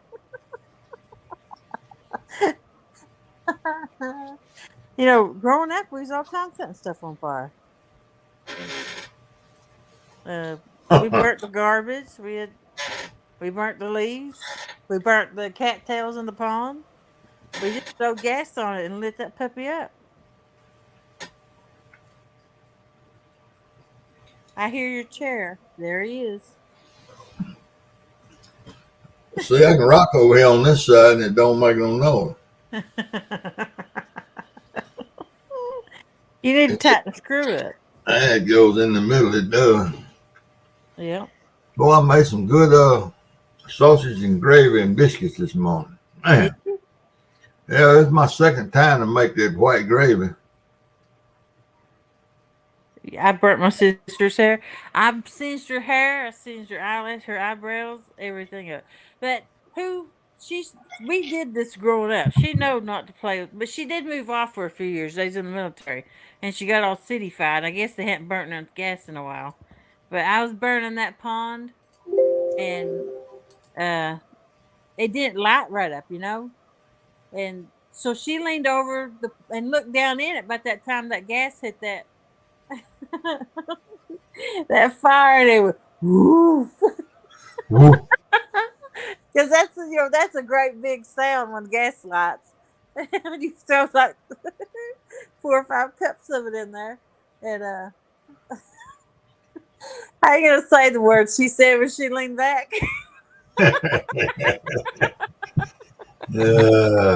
Lord have mercy. And I lit the ditch line around the pond, and I wasn't paying attention, and there was a cover that went under the driveway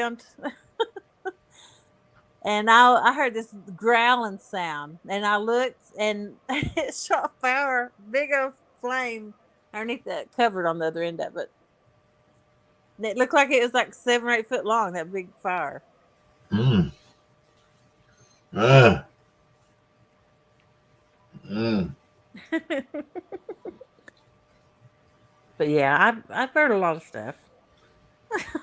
Firebug. Well, it ain't a firebug. It's just a way of getting rid of stuff. Well, we used to burn our garbage. Yeah. And everybody burn leaves. They put them out on the street right in front of the house and burn them when I moved to town. The leaves blow off my land, but they don't at my mom's, so I have to burn hers. You know, when we lived in the country, we Hmm. didn't even rake leaves. We didn't worry about them. But in town, you move to town, you rake, whip them up, and then sweep them up, and set them on fire. The whole town smelled like somebody smoking dope. I'll tell you how bad I am. After October 15th, you have to have a fire permit. They won't give me a permit You're a firebug. because I've let fires get out. Yeah, there And you go. my mom, it's usually for my mom. She'll call and, like, I'll call and try to get a fire permit. They won't give me one. Then she'll call and they'll give her one. Oh Lord. Oh. Oh, Oh. I had to have them, Missy. that would have been back in the late '60s and '70s when they was doing all that messing. Them things cost too much money to burn.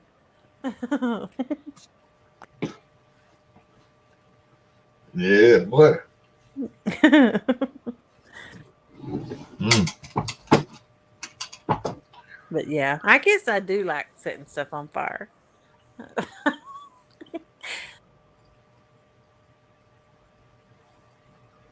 Well, you know, ever since I got grown, I never had a fireplace in my house. Yeah. Jay's always wanted one. I would never. I told her too much wood and smell like a damn wood fire when I was growing up. I don't even like campfire. It always follows me, the smoke or a campfire. Yep. It always, wherever I set it, that's where the fire goes.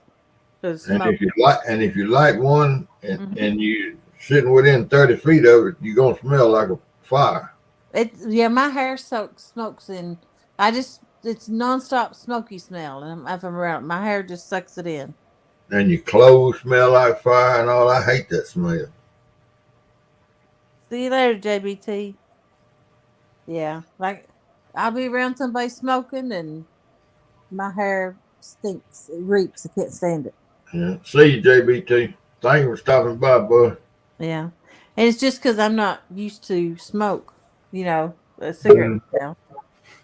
Uh-oh. Trouble. Trouble's Uh, in town. Trouble's in town now. Look at him. He bundled up like he thought it was cold down Oh, I got to tell you. there. It's tough, ain't it, Troy? Hey, Good George. night. We don't want no more of this, do we? I'm fixing to tell you this cold weather's hard on the handicap. I tell you, it's hard on folks. Look, I'm like that. I'm like that monkey making love to that skunk. I ain't had all I wanted. I done had about all I can stand. Golly. This damn cold weather I'm sick of it. And it ain't been but about 20 something hours.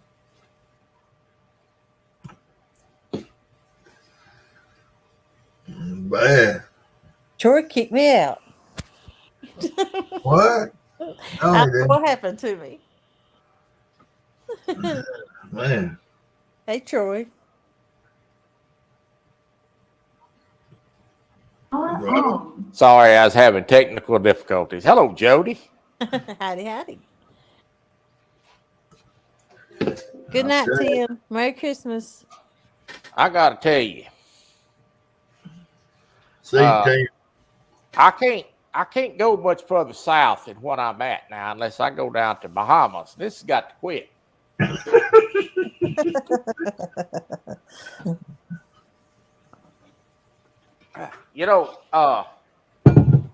There's some people not too far from me that lost power, been without power 7-8 hours today. Oh my goodness. We was out of power for a while. And I I think it was what, 8 degrees here this morning. 8 in Texas. Yeah. Ooh. They got everything closed.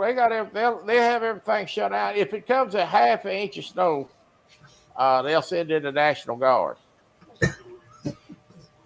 Yeah, same thing here in Mississippi. East Texas people down here, they can't handle this snow. Hmm. No, man.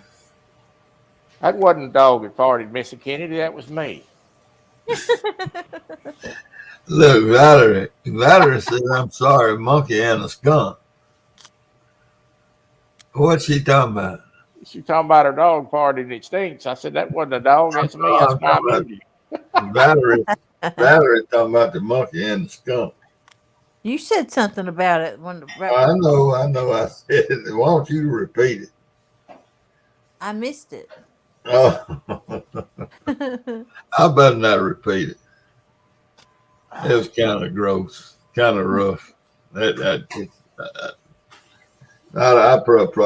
tell you later, Valerie. I've said it before though, so it don't make no difference. We all grown. Yeah, I don't know, Troy. This cold weather ain't. That's the reason we live in the South, so we don't have to put up with this mess. I just heard that dog again. Well, I'm going to tell you, we're going to have to do something. We're going to have a talk with the air conditioner man because he's leaving it on too long. Repeat. I got electric heat. I got up this morning. I couldn't hardly get this place warmed up. I know it. Electric heat is not worth a hoot. I'm fixing to tell you. Yeah, well, look, we got a, what do you call it? Our house, the front, where the thermostat is a great room. You know, it's one of the most, a house with a big, tall, and all glass out there in the front end of it. Mm-hmm. And that's where the thermostat is. So last night when we went to bed, I turned it's a ceiling fan, and then I turned it because the thermostat, you set it on 70 degrees, and this house will burn you up because all the air at the thermostat goes up in the air, and it don't ever quit running. You know, the heater don't. So I cut that ceiling fan on in there by the thermostat and blowing that heat back down, and we set it on 73, and it was plumb chilly in this house when I got up this morning. And we left all the cabinet doors open, you know, and everything, trying to keep all the pipes from. I even put a heater in there in one of the pipes in one of the bathrooms to keep outside pipe from freezing. And then later on this evening, Kay said, you lowered the thermostat? And I put it on 71. And she said, she'd been in the kitchen cooking all day. And she said, it's cold back in this bedroom. I said, well, I know it. I said, I turned that ceiling fan off, and she didn't even realize. And we've been in this house 20-something years. She didn't even realize that if you leave that ceiling fan off and the thermostat on 70, because 70 to her is hot. Mm-hmm. It is hot if you leave that ceiling fan off, because it don't never cut off. And it was on 73. She couldn't understand why it was on 73, 71, and the house was cold. Because I turned that ceiling fan running in there. So I know y'all don't understand. I'm mumbling about it, but it's going to be cold in here tonight because I ain't got the ceiling fan running in there. Well, it's cold, and I in here, and the heater just kept running and running. And I told my wife, I said, we need to reverse the ceiling fan so to blow the heat down. And then well, sure. Yeah. Yeah, man. But that thermostat, you know, it depends on where that thermostat is located in your house. Whether it's 70 is hot or 70 is just sustaining, not being freezing. Well, I'm gonna tell you something about a thermostat. Now, I'm no highly educated guy. Don't get me wrong. But the air conditioner one time in the apartment was not cooling like it should. And I I went up to the front office up there. Now, this is where we lived over another apartment complex. I went up to the front office and told them about it. And the woman sitting behind the desk, now she's supposed to be running that thing. And she says to me, she says, well, Troy, it's not cooling because it's cool outside. Do what now? It's the air conditioner is not cooling in the house because it's too cool outside. And I looked at her and I said, lady, that thermostat's on the wall in my house, not on the wall outside. And she says, well, and she just couldn't understand. And I said, that don't have nothing to do with the air conditioner not working in the house. And she's like, she kind of looked at it. I think she thought about it for a minute. And she's like, well, I guess you got a point. Well, if it's 75 degrees in the house and it's 65 degrees outside, if you got the thermostat set on 70 in the house, it should be 70. It's supposed to be 70. Yep. Yeah. Well, We have air conditioners here. We don't have swamp coolers. that's right. Yeah. A lot of these folks don't know what swamp coolers are, though, Troy. No. What They are they have no idea. tell me what it is. It's a big fan that you put water in, basically, and it cools the dampness, the water that runs through it. That's basically what it is. In zero humidity areas, it puts water back in the air, and air conditioners takes the moisture out of the air. Okay. Swamp cooler work good as long as you sit in front of it. If you ain't sitting in front of it, it don't help much. And as long as it's zero humidity. They both basically the same thing, except that swamp coolers don't do a hell of a lot. I ain't making fun of my Snuggie. I'm glad I bought this now. Yeah, you're looking good, man. I do look kind of sexy in it, don't I? Yeah, that's right, Store Rush. When I went out west and met my daddy in the 80s, and he lived in the high desert there above Sacramento. He didn't have air conditioning, and he didn't have a blade of grass growing in his yard. It wasn't nothing but rocks because it's so damn hot. But he had the swamp cooler, and his house was. Now in the daytime it wasn't all that much comfortable, but at night it was plumb comfortable. But in that desert, in the zero humidity, if you're in the shade, it ain't bad. Period. I found that out. Well, there ain't no such thing as zero humidity in Texas. It's Zero hot. humidity? No. Y'all got high humidity like we do. Year round. Right. I thought so. That humidity is what kills you here. Yeah. I can understand that, Scott Rush. Well, that's what they called it out there, Valerie, was a swamp cooler. And it sat up on top of the house and it ran. I could build one with a water sprinkler and a fan, I believe. And some duct work. It just puts moisture back in the air and it cools the air down.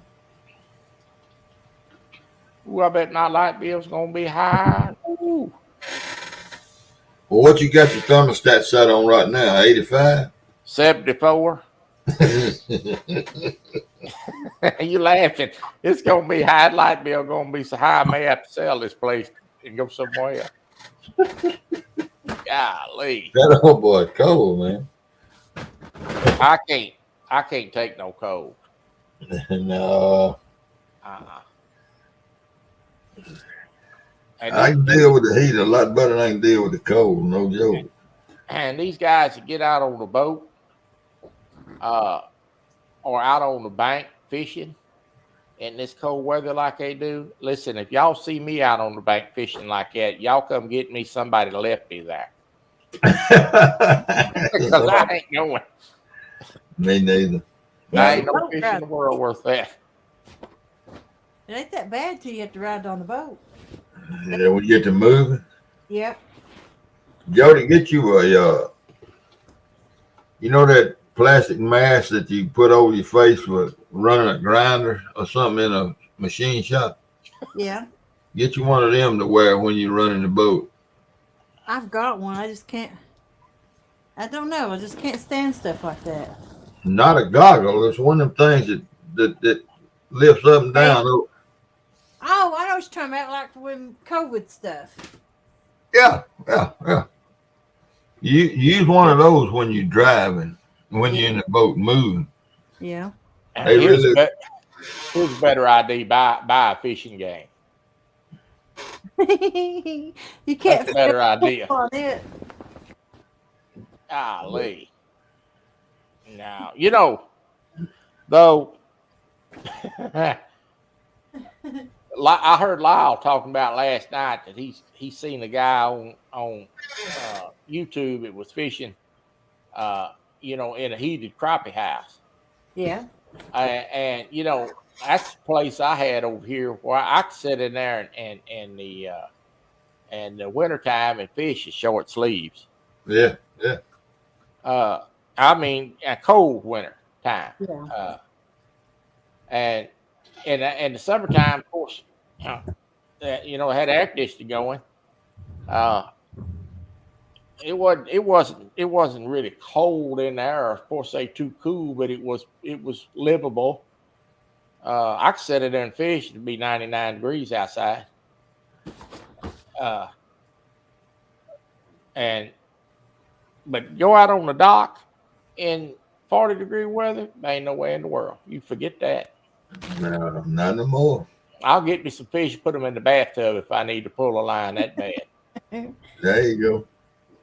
It ain't that bad. It's just the boat ride that's what gets you. If your boat's dry and the seats is all dry and the carpet's dry, it's not bad at all. But if your boat's wet, you're pretty much miserable. Jody, I'm gonna tell you, you're a lot more diehard than most people. I'm just gonna go ahead and tell you that. Yeah, I mean, it's hard to find somebody who fishes as long as I do. Yeah. I know why that is, because you won't take them back to the dock. Oh, I'll take them back to the dock. I mean, I don't like it, but I do. Oh my goodness. Yeah, it's gonna warm up one of these days and I'll get to go fishing again. Yeah. Yeah, it's gonna be nice next week. It's gonna be good for digging next week behind this froze ground. Well, it's gonna be 75 degrees here next week.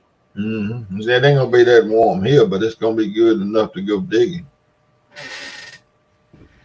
If it don't rain, usually we get 3 frosts. Well, this ain't even frost. It's 3 freezes, and then it's gonna rain like hell, and the fields will be all muddy and sloppy where you can't do nothing. Ain't nobody gonna pay me to drive nobody's truck, Missy. You ain't got to worry about that. Oh. Yeah, David heaters are fighting over each other. You know, when I went to that meet and greet in May in Chattanooga, that's the first time I'd been there. And Daryl was going to fish my show with me that night, but he ended up fishing it with muskrat. And so he had one of his friends and his wife go up with me. And after the show ended, they was ready to go back, to the dock. So I took him back to the dock, and he said, well, go get your truck, and I'll help you load up. And I said, load up? I said, I'm not going nowhere. I'm going back fishing. He said, no, Daryl told me to help you load your truck. And I said, I don't care what Daryl told you to do. I'm telling you what I'm doing. I'm going back out, and I'm catching some fish. There you go. But I said, thank you for going with me. I said, but I come to fish, and that's what I'm going to do. I'm going to spend the night out on the pontoon.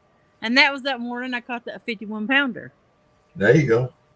And I never would have got it if I hadn't stayed out all night. That's right. Hey, polar bear. He's finna make fun of my clothes. You call me on telephone tomorrow, and I'll give you an answer. All we need now is Alvin Lewis. Oh, if he comes up here, I'm gone. Sure enough. Well, he's your distributor, ain't he? Huh? Alton. Ain't he your front man? He's your manager. So If Alvin Lewis come in here, I'm leaving because if he sees me in this, he's gonna start telling people I'm cross dressing. I'm gone. Alvin, he's kind of your manager, ain't he? He thinks he is. Alvin, he's kind of slick. You got to watch Alvin. He likes to lurk around a little bit. He's got where he likes to hide in the background a little bit, waiting to pounce. He's sort of like you know, I remember when Alvin did the number, come in and say hello to everybody. Yeah. Mm-hmm. And they ain't selling. He got you. He promoting your crappie jigs and everything. He's Now, not bad. There's a new bad name. as Aaron. He's got as bad as Aaron. He and Aaron is getting up there together. He's just as mean as the rest of us now. Yeah. Well, now there's a new name that I haven't seen. Jennifer Copley. Hi, Jennifer. That's a new name to me. And Chuck Cornring said he never got his jigs, Troy. I got news for him. He ain't gonna get them neither. Hi, Jennifer. Brian B asked me the other day when his jigs is gonna mail. I said 2065. There you go. All right, I'm going to bed. I just want to come up here and stir the pot a little bit before I did. Well, look here, try to do the best you can do to stay warm down there, man. I'm fixed to. I'm fixed to go get in this bed right here and cover up, and I'm gonna get me a dog and put in there. Right, all right. How many dogs you gonna get? I got 2. Well, that means it's warming up. Then if you just gonna put 2 in there, it ain't a 3-dog night. I got to tell you something. I don't think I could financially afford to have 3. The vet bills for the 2 I've got is. It cost me more to get the dog's teeth fixed than it did for mine. All right. There you go. All right, I'll see you. All right, man. Appreciate you. Y'all be good. By. Yep. Jody. Yeah. Don't be going out on that water till it warms up now. I heard you say your mama told you not to be out on that lake. She did. I know she did. Mm-hmm. I'll see you. I love you guys. We'll see you. Okay. Love you too. Bye.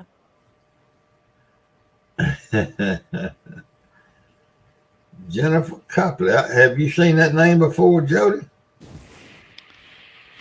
I don't think so. I don't believe I've seen her either. I don't know. Glad to have you in here, Jennifer. That's Charlie's a good guy. He tickles me, man. That driving that truck, I tell you, I just can't get over him driving that truck. It's hilarious, man. Mm-hmm. When he does that game, that truck driving game. Yeah. You hadn't watched that? Yeah, I watch him all the time. He's all the time running out the road and hitting things. Did he get hit the other day by a pizza truck or something? He had some kind of truck he run over after he done dropped the trailer. Yeah. Yeah. Yeah. He sure can't. You can't drive no trailer truck now. That's no joke, Big Slim. He's just running off the road left and right. Run over a bunch of chicken.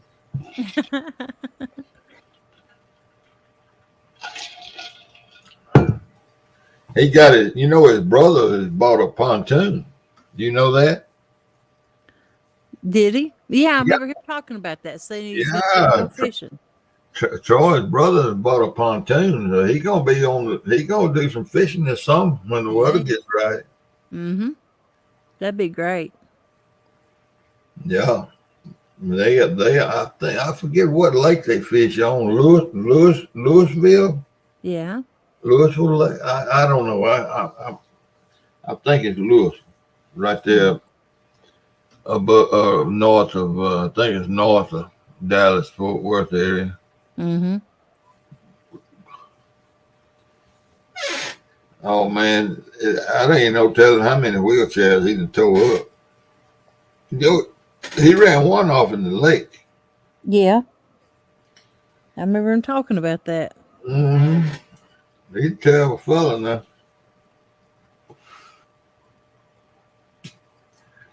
Yeah, he's a terrible guy. He's a good fella though. I like old Troy. I like Troy. I do too. He's my kind of people. Mm-hmm.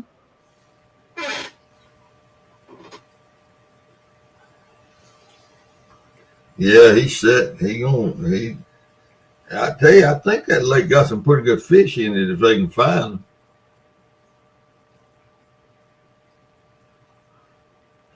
Boy, he catch a big old 40, 50 pound blue cat. We wouldn't even be able to, we'd have to all of us stay out of the damn. We couldn't even come on the YouTube no more. He was saying the other day he didn't know if he could get in a 10-pounder. Been so long since he caught one. Now he'll get one in. The mo endorphins start rushing, adrenaline, and He'll figure that. He'll figure yeah, that. yeah, he'll get it in. He's right there close, polar bear.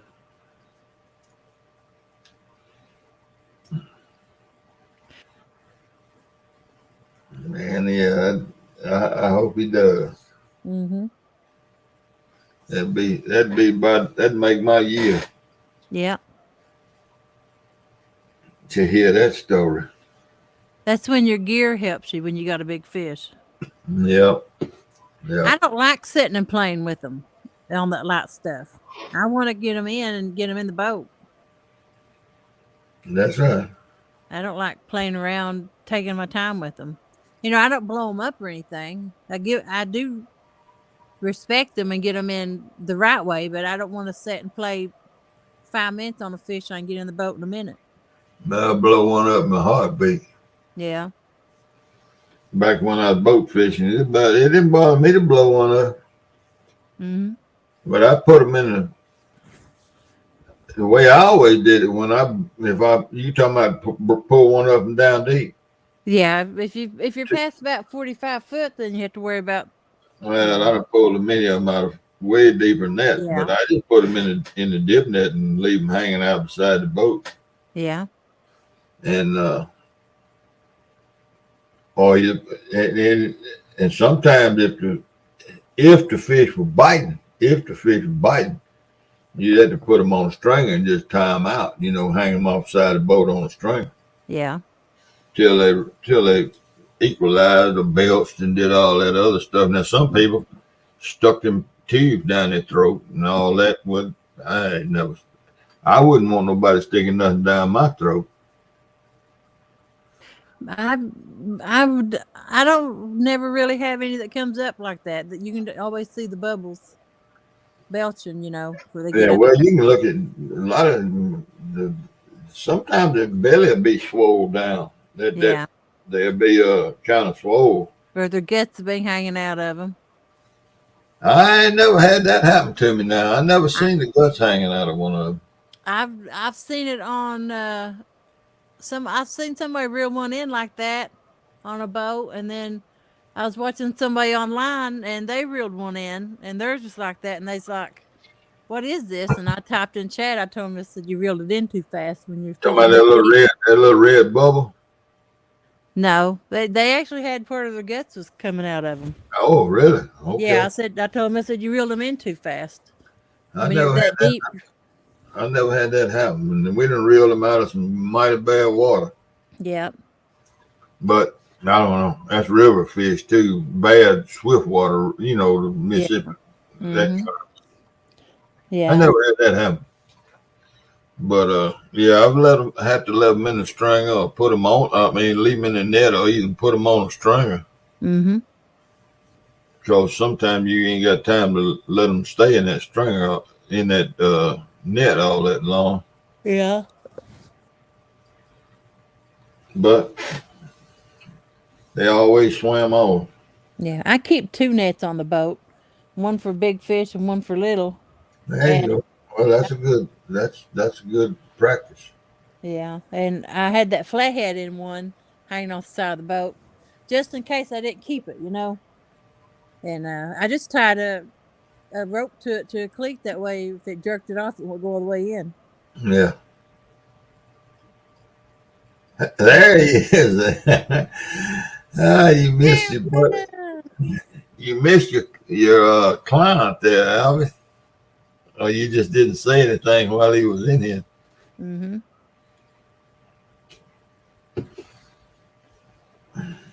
I don't think he was a little late. I just don't think he said anything when he was here.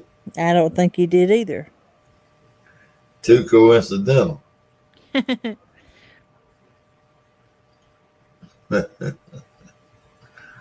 Nah, I say he probably wasn't here. He probably would have said something. Who was that, Troy? Yeah. Troy said if you showed up, he was going to leave. But he left before you showed up. Mm-hmm.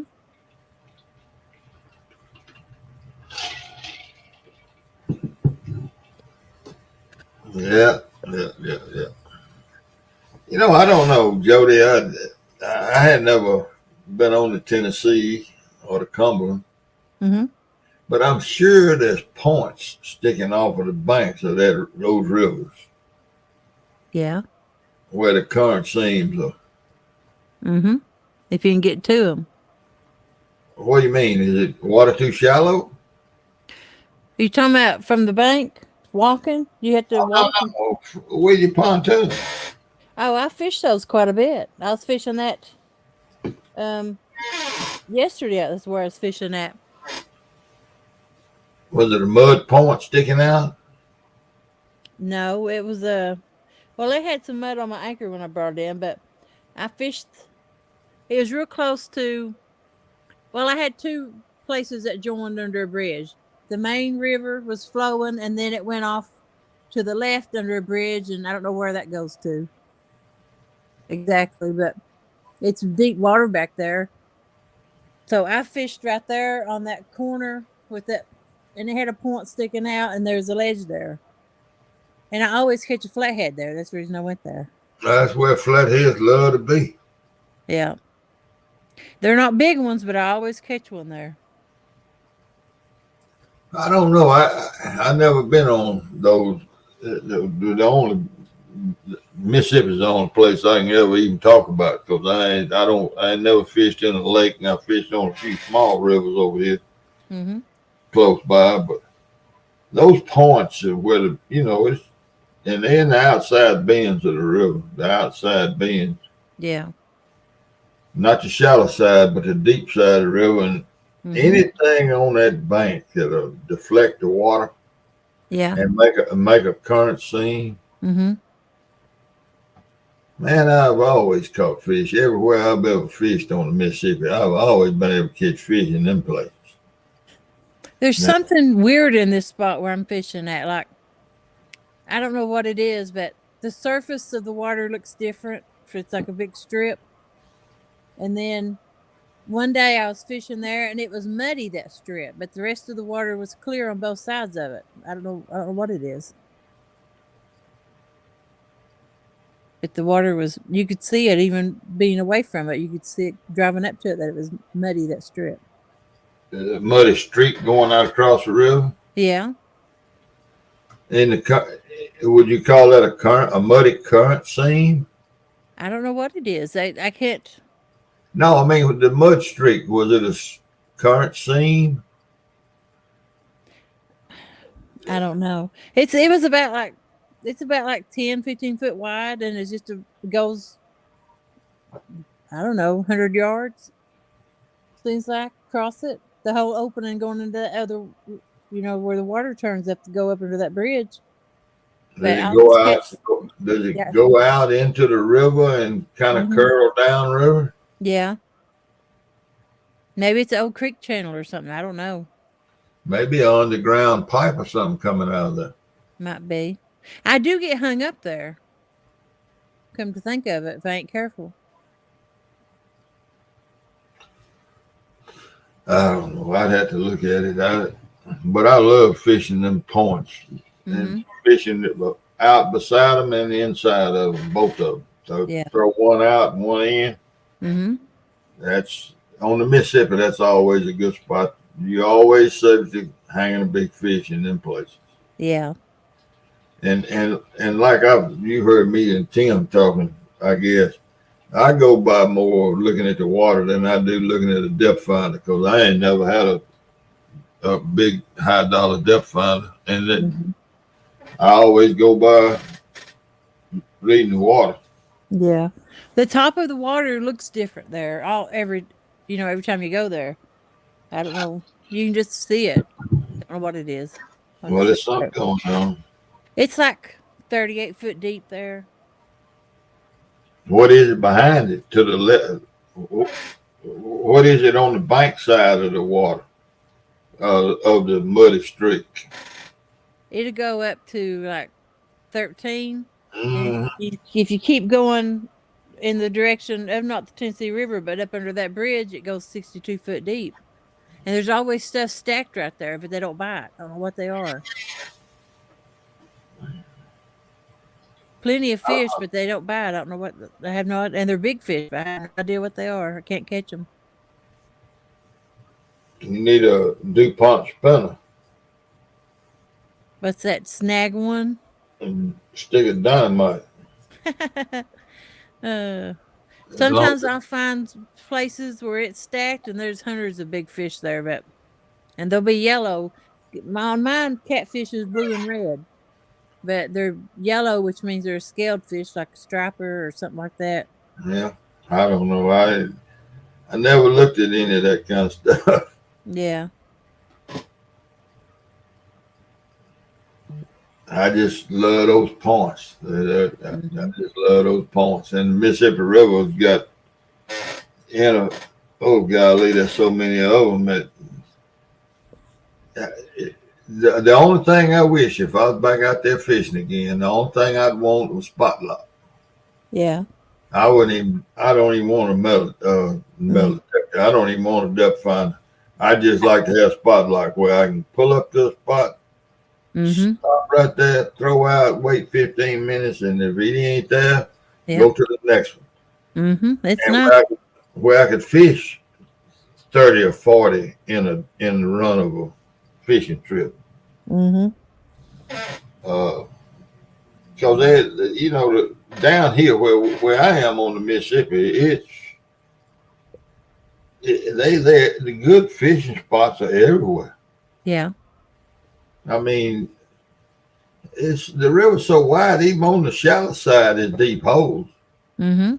100 feet deep. I mean, heck, it ain't all the deep holes on the Mississippi. They ain't on the outside bends.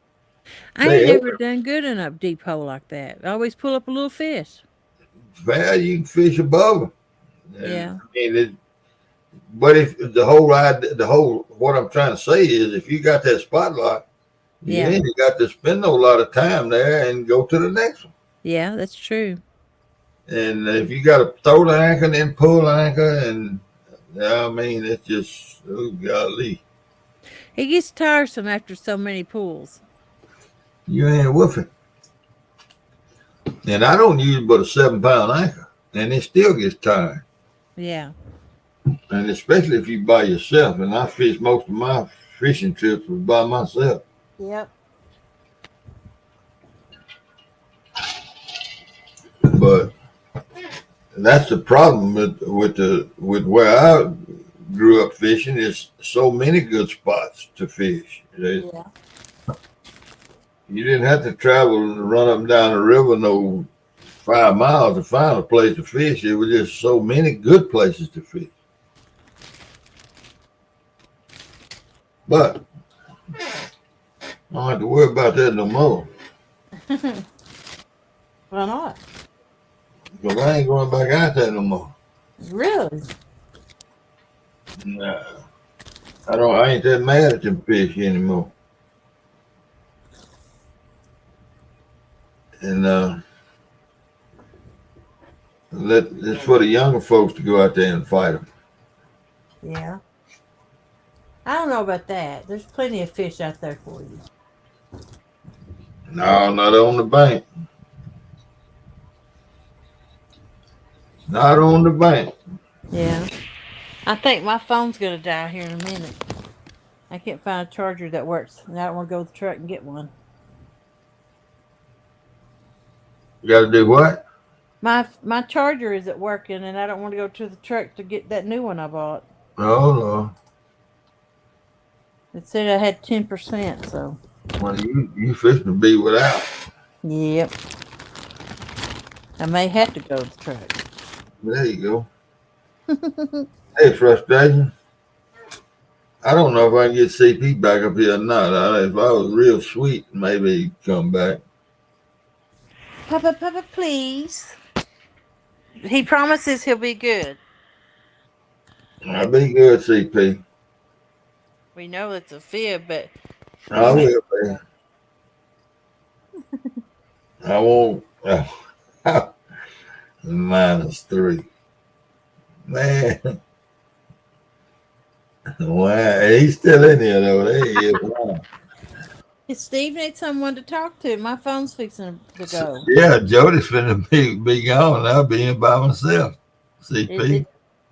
It'll probably just go out before I can even say goodbye. So, you know how it is. Them phones, they just don't give you no warning.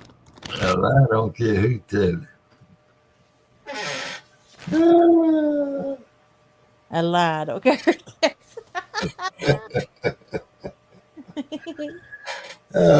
You live.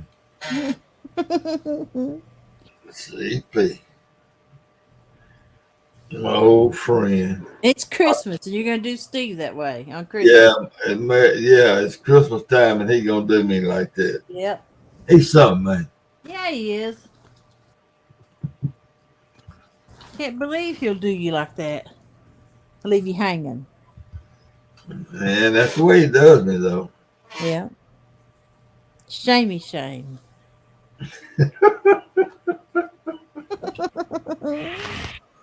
Yeah, that's the way. That's all. That's about what he thinks of me. And you won't get to talk to him for a couple of days. He's going to be traveling, so you better come back and say hi to him. Yeah, be traveling. I'm going where it's warm.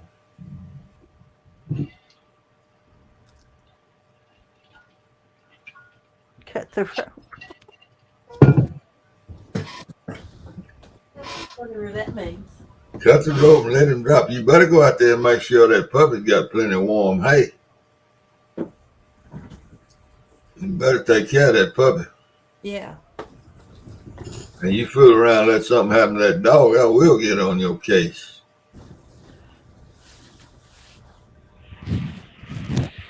In fact, she ought to be up in that house with you.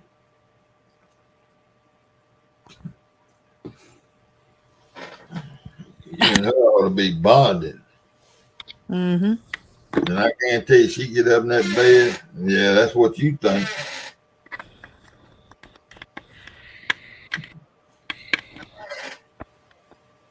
You and that pup ought to be bonding in this cold weather.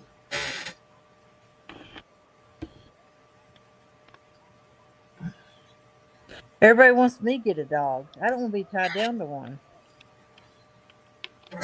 Let her get one that'll travel with you. I don't want to travel with me. Why not? I didn't raise kids. I don't want nothing to have to tend to. You could have something like this laying over here on this bed. Nah. I used to have a cat and it ran away. Well, let's know him. Let's know he ain't running nowhere. He's saying he's allergic to dogs. Well, he is allergic to dogs. That ain't no lie. He is allergic to Well, them. why are you trying to get him to bring it in the house and snuggle with it then? He ain't allergic to that kind of dog. That's a hunting dog. You can't be allergic to hunting dog. There, you said you was going to be good to him. Got me fibbing right along with you. Well, I mean, sometimes if you sneeze, that's okay as long as the dog is warm. And he's telling the truth there now. That's one thing I do know. He ain't lying about that. But that little old puppy there, you can't be allergic to that little old puppy.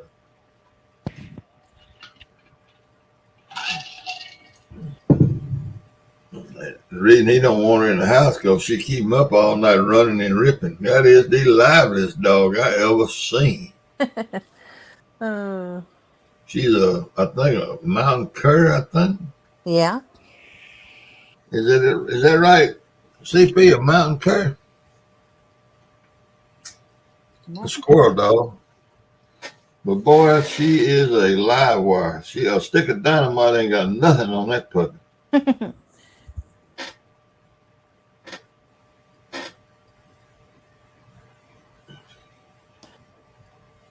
Yeah, but that was a Chihuahuas and them things there. Mountain feist. There we go. Yeah, but since you raising bees and got all that honey, all you gotta do is drink a couple of snorts of that honey, and the dog will be fine.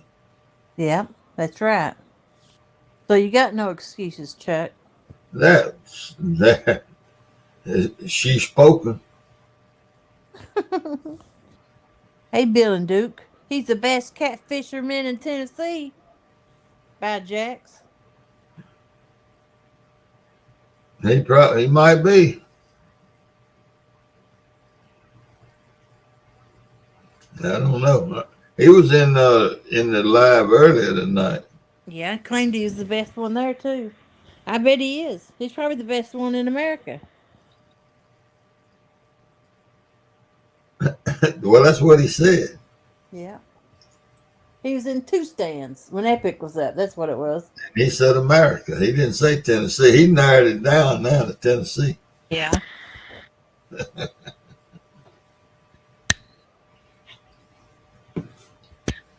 don't know. Could be.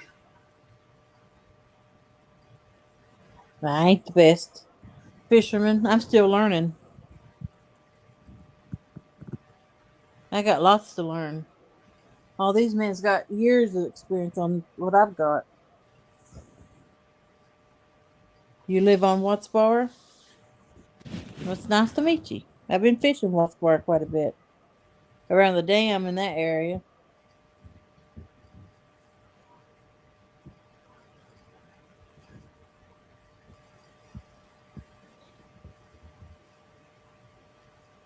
Just don't meet me at a boat ramp at 3 a.m. I can't take no more of them. Big rat on acid. They're good, but we'll never sit still.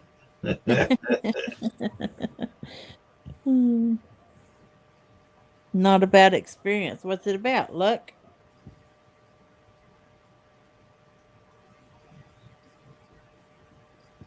I just do my best to have fun, and I'm not pressuring myself to catch a big fish all the time.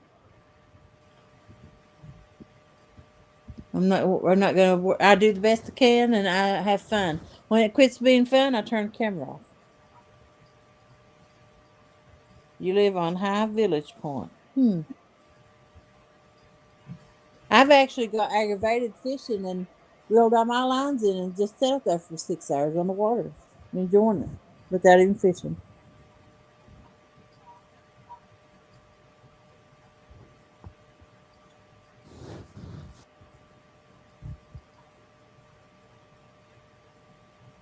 But I've got some people trying to pressure me to catch these big fish, and I'm like, go catch them yourself. I'm. This is enjoyment. This isn't my job, and I'm not going to put no pressure on me too. I do the best I can. If it ain't good enough, then oh well.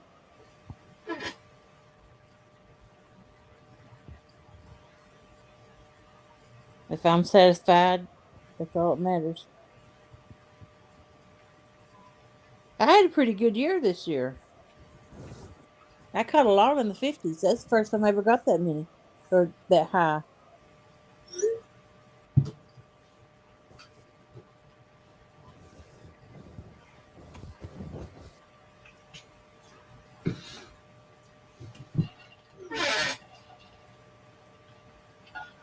All about what wants to bite. Yeah. You can always find a fish. You can't make them bite though.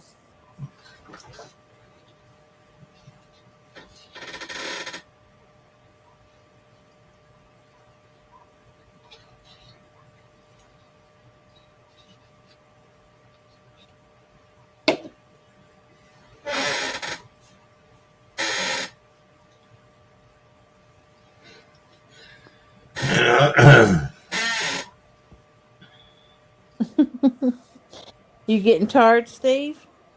No, I was just following the conversation here. Okay.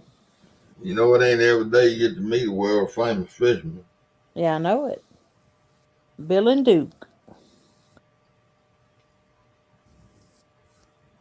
That Duke makes me think of Bush's Beans. What's the name of that dog? Yeah, Yeah. you're gonna give away the secret, Yeah. the recipe. Mm-hmm.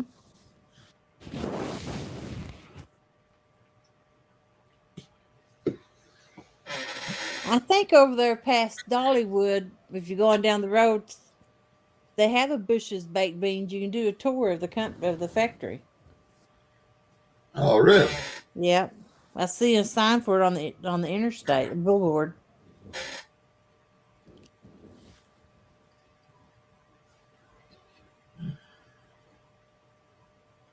I might. I sure might.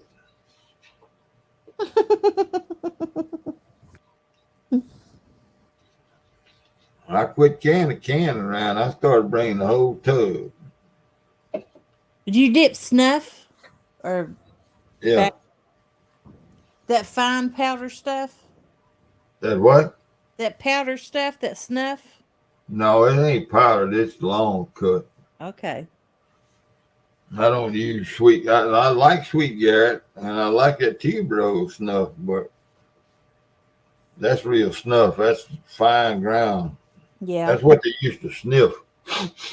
Oh, I don't know about. Oh, is that what they call it, snuff? Because they sniffed it. Yeah, Oh, I back didn't in know. back I, in the day, back in the old English days, you never seen them do. You never seen them go. no, I know a lady who uses snuff though, and Yeah, she's got a little spoon. She dips it out and puts it in her lip. yeah, but is it fine the powder? Yeah, it's powder stuff. I've actually That, bought it for her before. that's good stuff. That's Yeah. good stuff. Sweet Garrett, Yeah. bitter Garrett, Mm-hmm. tuberose. I like it, but we can't hardly buy it anymore Yeah. down here. Hmm.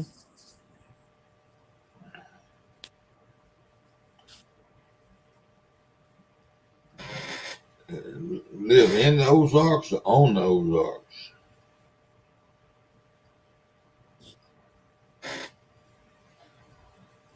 I can't beat a good pinch of snuff. Hey, guys. That Stoker long cut is what I use. Got Hey, it. Yeah. well, that's what that is. You buy it like this. Do you buy it in the tubs, guys?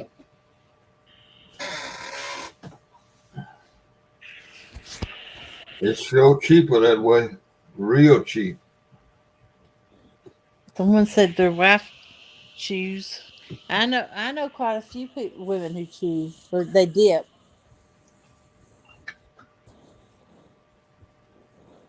Yeah, guys, if you start buying that tin, that cup right there costs about $15. $16. I don't know if you can see how big that is, Mm-hmm. but I buy two of them every month. That's 30 something dollars a month. And and they last over a month. And man, it cut my tobacco cost in half. Yeah. I put CP on them. I want to turn Charles onto it. Hmm. I don't know how many ounces it is, but yeah, it's cheap. It's cheap, and it comes with a can. And I got plenty of cans. I just when I'm back here on the computer, I just set the and I buy 2 of them at a time. I keep them in the freezer.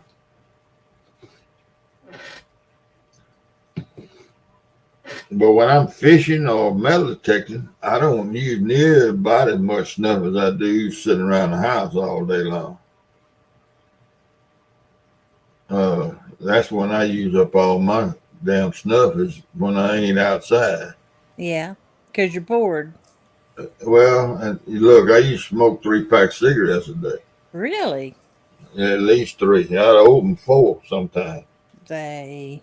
Yeah, so uh, yeah, man, I saved those cans. I tell you what, that bucket right there, that's good, David, that you noticed that. I raise all my plants for my garden. I raise them in one of these. Hmm. One plant per.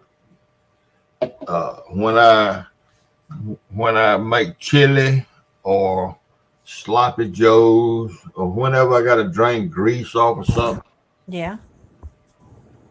I drain them in one of these. They got thousands of uses. Thousands of uses. Didn't buy them. I did buy them. I don't know what he's talking about. He didn't buy them.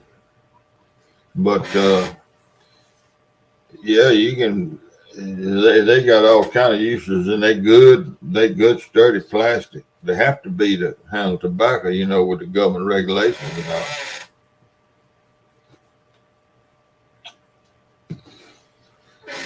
Yeah, they're good, man. All the stuff that I had out here before this 10-degree weather in my fall garden was all raised in one of them one of them buckets. Oh, the 3-packs. Oh yeah, that's no. I know what you're talking about now, CP. Back in the day, I was buying them. When I quit smoking is when I quit buying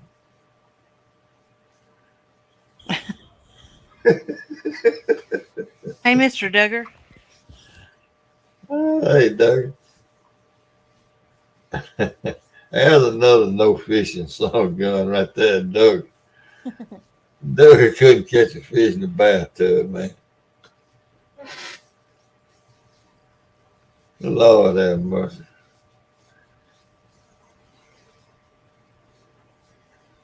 Uh, I got on Doug so bad the other night he came up on my live stream. Yeah. You let them have it. Yeah, I let him have it. He come up with me and Tim's, me and Epic. Mm-hmm.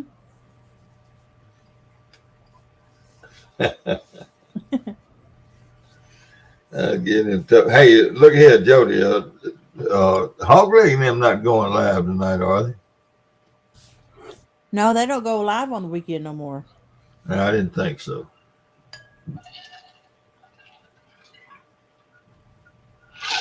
They was working themselves to death. They's going live so much. Oh, I know it. I know it. Yeah, they was going too much. Mm-hmm. Hell, Hog Leg, he had a heart attack. Yeah, I know. You can't keep doing that stuff. Mm-mm. He needs to get into this hobby that me and CP do. He needs that hobby. But he's so chinchy he won't stretch out and buy a machine. No. He reads about them and studies up on them, but he won't commit. Yeah, he's pretty smart now. He knows quite a bit If of stuff. yeah, if if it had been several months ago when I had those, I sold 2 metal detectors. Mm-hmm. Heck, I would have sold him one of them right, and he could have got into it cheap. But Yeah. I didn't. I wasn't even thinking about any of that when I sold him too. And CP made him a price on one of his, and I consider it a good price Yeah. on a decent machine. But he won't. He don't want to commit. He's scared he gonna mess up, and I don't know. I can understand what it how he is because he don't know. It's all new to him. I don't think he can still get around that good. I don't know. But it'd be a good hobby for him and Melissa. Melissa do the digging. All he got to do is do the swinging. Yeah. And he's been out of commission a long time, and I say it takes a while to get back your strength to go do stuff like that, walking and everything. Yeah, And but the only way to do it is go. The only way to get your strength back is go do a little bit at a time. Yeah. You ain't got to go out there and try to stay all day. Go out there for 30 to 45 minutes. Mm-hmm. And he got some good places to go down there in South Georgia where he lives. Mm-hmm. And it's a great hobby, especially for old people. And people that don't get around all that good. It's a good hobby. Yeah. I used to deliver food last year before I got COVID. Yeah.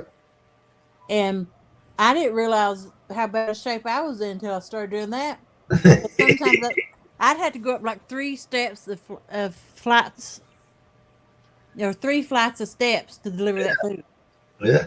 Well, my hands was full, so I couldn't hold the railing or nothing. There you go. And that actually made me get around a lot better. And That's right. I couldn't believe the difference when I started delivering food. I guarantee it. Because I got to meet people, and I was making a lot of money, and it gave me something to do because I wasn't sleeping anyway. Yeah. Made you feel better too in the end. Yeah, it did. Yeah. That's right. Exercise is, and that's all that metal detecting is for folks like me is exercise. I'd get to the top of those steps and be out of breath. Yeah, I had to stand there so you wouldn't be panting when you rang the doorbell. Well, no, see, they give you directions. They'll say, "Do not knock. Leave the food at the door." Oh, okay. And then you have to hit on your app saying that you delivered it, and then it sends them a message saying their food's at the door. But it was during COVID, and nobody wanted to see nobody. No. They didn't want to be bothered, or they'd say like, "Baby's sleeping, do not knock." Yeah. Or you'll get the dog started barking. Nobody wanted to see you. 90% of the time, I never saw nobody delivering food. I be done. Mm-hmm. My daily routine never changed a bit from the day one to right now. Am I still doing this? I can't stay awake to drive to do it. I never bought into the COVID deal, and I carried a mask with me everywhere I went. If I had to go in somewhere, I'd always do what the science said, but I never bought into it. Yeah. I got it, and it gave me my sleeping problems now. Yeah, but you probably already had some kind of problems. Yeah, I was up all night, but I wasn't sleepy during the day. I wasn't falling asleep nonstop. I Yeah. fall asleep on the phone while I'm talking to people. I have to pre-plan naps around my driving. Joe, wait I a minute do. now. A year and a half ago, when you interviewed me and started snoring on the telephone on the interview, now I got proof of that. That was after COVID. You had COVID when that happened? Yeah, I'd already had COVID. When you and Tom interviewed me that night? Yeah. Well, you don't know how that hurt my feelings. I can't help it. I've had people call me at work, other YouTubers, and ask me a question. I fall asleep on the phone while talking to them, and I wake up. Yeah, And but you was asking me questions and fell asleep. I fall asleep talking to my boss. I can't help Mm. it. I had to go get a doctor's note saying I could sleep at my desk. Lord, have mercy. Lord, that's wild. I know. I've fallen asleep standing up fishing before. I have to be. I have to. That's why when I start getting sleepy, I just go ahead and take a nap while I'm fishing, and I'm asleep just a few minutes. And I get back up and I feel fine. Okay. But that's no. I never want to go to sleep on a live, but sometimes I'll just go ahead and sneak one in instead of falling asleep accidentally. Jay, Jeremy called you a heathen. The heathen. A heathen. What? JTC? He called you a heathen. I'll show him a heathen. Yeah. I owe him one. Yeah. I still ain't over him beating me in the monster hunt. Yeah. Neither one of us even got a monster, and he still won.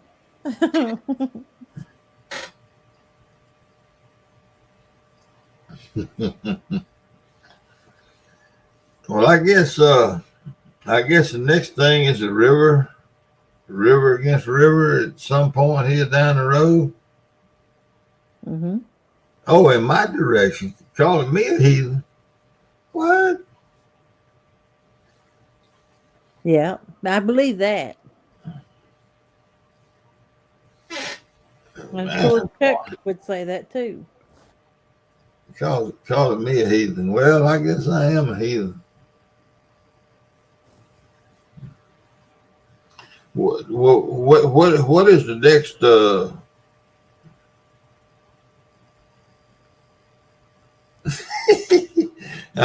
Did you catch that tonight, David? David, he did catch it. He wouldn't have said it if he didn't catch it.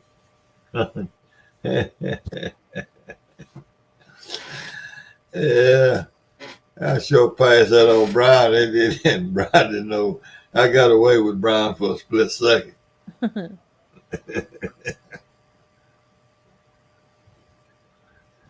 I put in there that I remember Steve Douglas when he hadn't even caught a 20-pound catfish, I and know. I never heard another word from him. uh, But in the old, and I wasn't being, I wasn't trying to be yeah, sarcastic. yeah. In the old BOC, I remember when Steve Douglas came into BOC Mm-hmm. and first became a member, and he was asking lots of questions and this and that and the other, and he took the catfishing, the big catfishing, and developed that what you call them rod holders. Monster rod holders. Yeah, that's when he started all that, was a year or so into the BOC, Uh-huh. and people bought them. I mean, hey, James Buck, and Hey, they were Jay. good. They the best, the best on the market. I was just saying that I remembered. But hell, I've been in this community a long time. This community I'm in now is a new community compared to the old one that we were a bunch of us were in. Yeah. Uncle Lou was there. Uh, Doc, I've said it before. I remember when Doc and his wife, what was Doc Lang and Lynn? I think her name was Lynn, his wife's name. I remember the first time they ever went down and fished on the Ohio River. Hmm. Yeah. And, just from being in that community that we had back in those days. I wasn't being smart aleck or nothing. I was just and he didn't. But I mean, I know Steve Douglas don't have no idea in hell who I am. You know. I say he does. No, well, I was just went by a name back in them handle. I was coach Yeah. back Steve in those things. Steve watches a lot of the lives and never speaks. Well, He's he's been a lot you of know, I wasn't trying to be facetious or smart aleck. I was just saying. I remember when he came into the Brotherhood of Catfishermen back in I don't know 2005, 6, 7, whenever it was. Yeah. I wasn't trying to be a smart aleck. Yeah. No, by no means. I admire him for doing what he's done with it. And look, man, he become famous with it. Yeah. Golly, Mm-hmm. you don't hold that against, you don't resent people that do that. If you do, you ain't much to you. Got 18 of his rod holders on my boat. Yeah, they're the best that you can buy. Yep. And Fishizzle gave me his anchor, the monster anchor, and it holds good. Yeah, It holds better than the Never Lost. I just made a statement. I don't know why I even made it. I probably should have kept my mouth shut, really. Ah, ain't nothing wrong with that. Yeah, but yeah, Brian B was Brian B.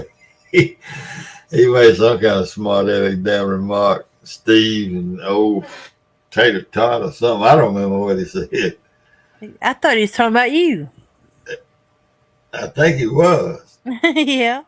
But I put at Steve Douglas, Brian B's talking about you.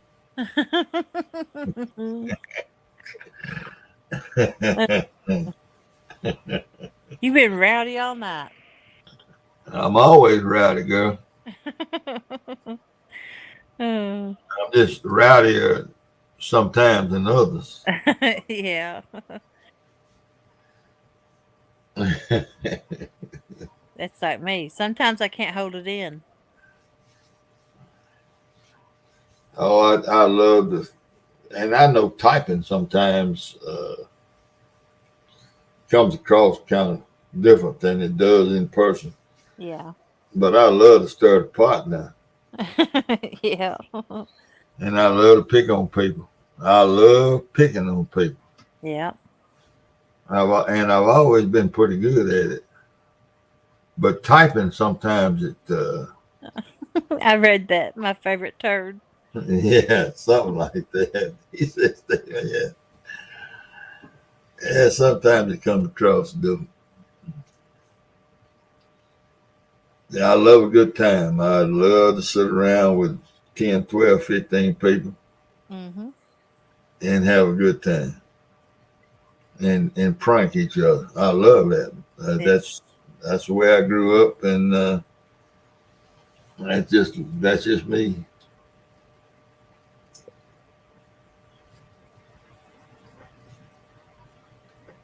I don't know. I don't like groups that big. You start getting over like 2 or 3 people, you hardly know I'm around. I get shy and quiet. No, I don't. I get loud. I made a boy so mad one night. We were sitting around a campfire, and I don't remember. CP might remember who it was. I can't remember. But I told him he built a fire, Mm-hmm. and it was a bunch of us. We was fishing, going out, at a camp and going fishing on the Mississippi. Yeah. It it was 5, 6 boatloads of us.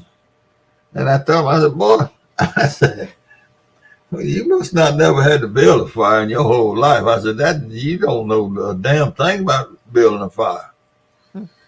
And I made him mad, man. I can't remember who it was.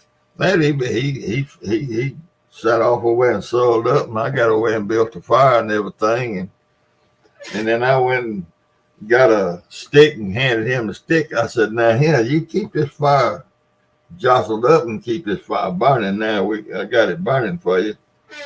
And I said, he said, "No." And he handed me that stick back. And he said, "You're gonna be the keeper of the fire." I said, "So you gonna soil up over this? You can, just cause you can't build a fire, you gonna soil up?" Anyway, before it was all over, and then the next time we went, I had a kid down there where I was teaching school. He wanted to be a blacksmith. He wanted to learn blacksmith, and that ain't what he wanted to do, but he wanted to learn how to do it.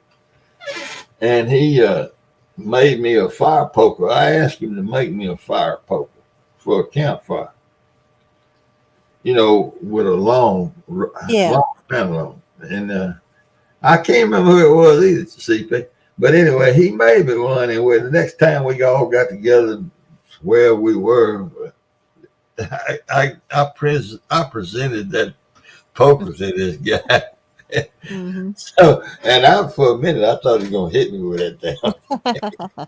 But then he started laughing, and it was all said, it was all good after that. And I guess he probably still got that time to poke the fire with, a fire poker. You got to move them logs around, keep air to them and everything. I presented it to him. Yeah, I know it. He got kind of upset. I don't remember who that was. But I've always been that kind of fellow though. I've always stirred the pot and gig people pretty good. Yeah. Yeah. The SCP was there. Yeah, you remember, but I don't remember which.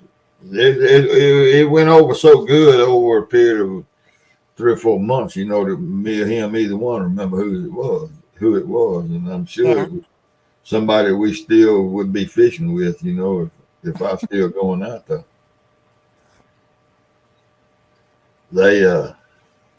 We had a Nimrod. Nimrod. Lord have mercy, that guy. That was a Shelby Forest is a big, nice campground north of Memphis on the Mississippi River. And it's Mormon, MOORMAN or something like that, Shelby Forest. The Mormon family donated this thing, thousands of acres, to somebody, I don't know. And they made a forest out of it, and built a boat ramp onto the river and big campground. Yeah. And we went up there one time, and I was coaching football, and I didn't get there till Saturday morning, and everybody was already gone out fishing. And when I got there, this guy comes walking down the road, and he looked like Robin Hood. The little old beanie hat, little greeny bean hat, and had a bow and arrow hanging on him, and I pulled up, and I asked him whatever site I was going to be on, and he told me where it was, and I was trying to keep from laughing at him because he looked like Robin Hood walking around in the campground. And anyhow, to make a long story short, he had a big deal about keeping 2 wheels up on the blacktop. Yeah. So he sent his little fat boy around, son, telling everybody they had to put their wheels up on the and they got a big squabble over them 2 tires. And it was a sad weekend. The whole thing was a sad weekend. And they got after CP about his boat. CP was there. We had his truck and a boat, and CP went and rented another campsite and parked his boat. And then they said he couldn't have his boat on that campsite because there wasn't nobody, no tent there. It was just a terrible experience. Mm-hmm. And Tennessee was playing college football. Tennessee was playing somebody that weekend. And that Saturday evening late, this big old camper pulls in, drive-in camper. And it's 3 men and 3 women. And they backed this big old camper into this campsite right next to where I was camping. And that campsite was right between me and Nimrod's house where Nimrod lived, camper. He was the camp daddy, so to speak. Mm-hmm. All right. So they set out this canopy out behind the big camper, and they all got on orange and white, and the men leave, and it's the women, and they got a big screen TV set up out there and everything. And these 3 women, and they were all elderly. They were elderly. Yeah. And they was out there watching that football game, Tennessee and whoever was playing. And I'm over there in my little campsite, and I knew who they were playing. Of course, I'm an SEC football fan, and I know all about Tennessee. About 3/4 way through the game, I walked over there in the shadows, kind of close to them, and I said something about Roll Tide or something like that, So they all Tennessee fans. And they got all excited, and I went to laugh, and then they invited me over, and I had a drink with them, and everything, it was all fun and games. Well, we went to bed. Oh, Jody gone. She ran out. It come late, and then we went to bed. Well, that night, early the next morning, Sunday morning, Nimrod, this guy that CP's talking about, yeah, her phone died. Nimrod had some dogs in a chain link kennel right there, right behind these ladies' camper. And the men left. They went home. I don't know where they went. And those dogs started barking. And them women woke me up out there hollering at them dogs. And I mean, they was fussing and raising $100 worth of hell over them dogs barking. And I was laying in that tent laughing. I said, Lord, these women here finna get Nimrod put out this place. And they got all over that guy, man. They didn't appreciate them dogs waking them up at daylight barking. That was funny. But Nimrod was something, boy. He didn't have no business doing what he was doing. Walking around with a bow and arrow and a quill on his back, and he made the bow.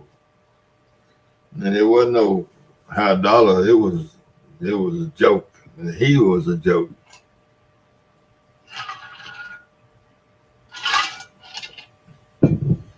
There was a night we had a fella there. He's dead and gone now, but he said it don't get too hot for him, and had a chili supper. And CP done brought some hot sauce, and man, he shook that hot sauce in that chili, and boy, it set him on fire. He poured the chili out and got him some more chili. He couldn't eat it. Jody gone.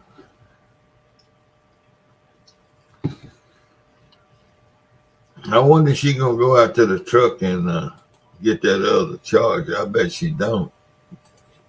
She maybe done gone to bed. Maybe. I don't know.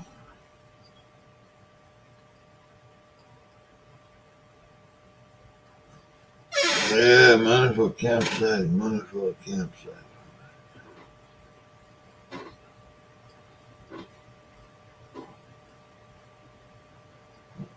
No, if you said it, CP, you said it under your breath. No, you was trying to get Joe.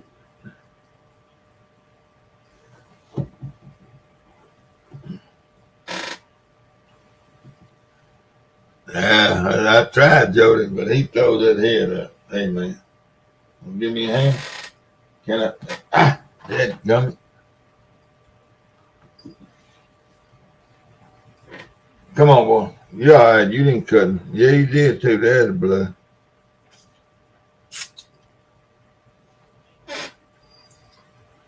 No, I can't give him a hug. Missy talked me into reaching nowhere to pet him, and he done cut me. He's a contrary scoundrel when he's laying on that bed right there.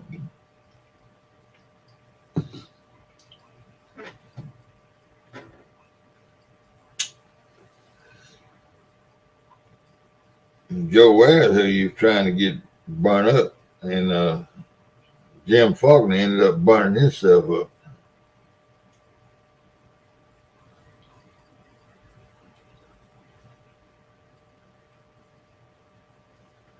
And that one little bitty swat, he cut me right across the.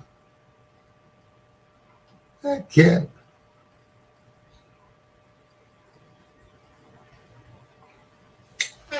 He had his back. He was facing me then.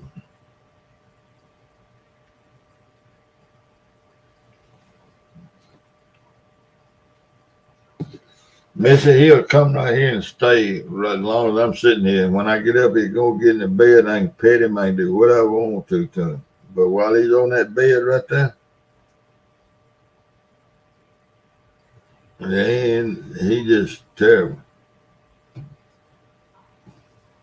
And I don't know what the difference is in laying right there and me petting him and me being in the bed in there and me petting him. I ain't never figured that. And why he'll come in here? Now he's gone now, but he ain't gone far. And watch this.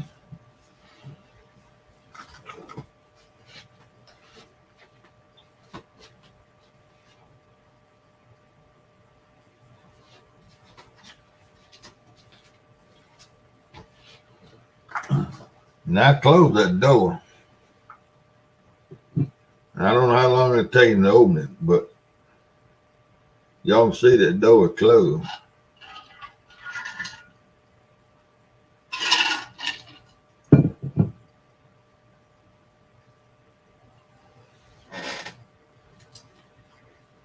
Now this lucky was one of these things that it just was a coincidence that we ended up with it. It wasn't. We didn't go looking for a cat. He just so happened that. Hey, Brian B. Steve Douglas is headed to New Jersey. I understand, or wherever it is you live. He's gonna come up there and knock a knot on your head for calling him a turd.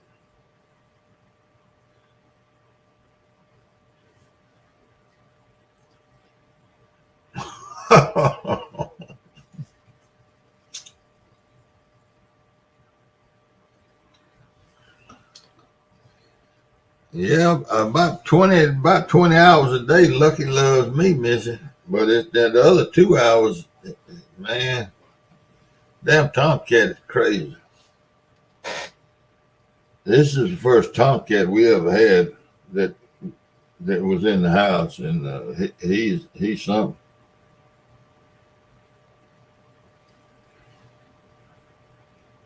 Tomcats are different than girl cats, female.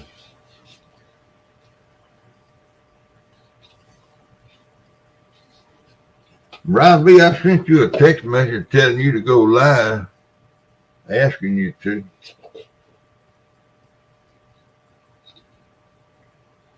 How much is Jackson Morgan banana pudding cream liqueur? Damn, I can't even pronounce all them words. Jackson Morgan banana pudding cream. Lord, I'd have to take a picture of that. I couldn't even remember that at the store.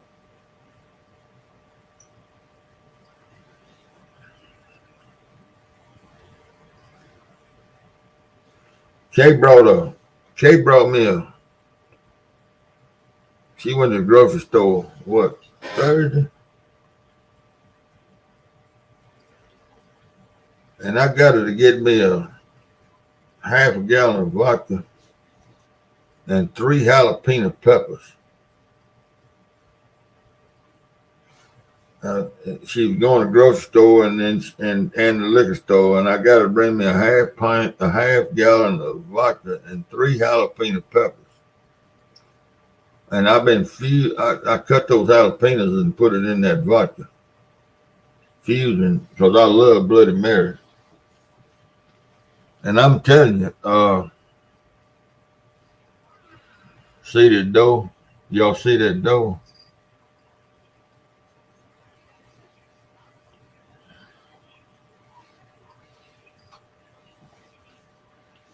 There he is. That's pretty good stuff. A Bloody Mary with jalapeno infused vodka. Pretty good stuff.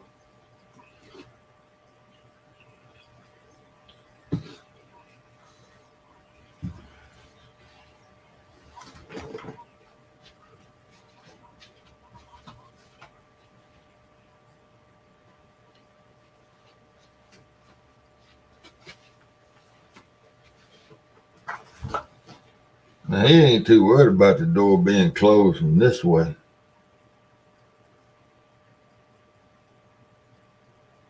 And he's gonna come over here and lay right down on the very side of this bed where he's almost falling off of it.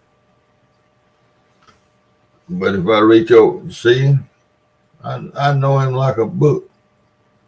He's gonna get right on the edge where he's almost falling. But if I reach over and touch him, he'll cut the fire out of him. See how close to the edge of the bed he gets? Lucky. Hey, man. You hard-headed thing. You ought to have been a mule.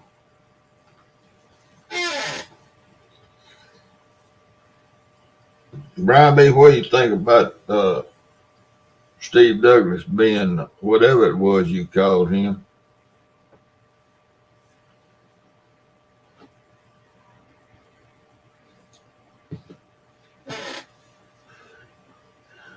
Drain the sprinkler. I guess that storm has hit y'all by now, hasn't it, Brian B.? I ain't looked at the radar lately. See if it's moved on across there or not.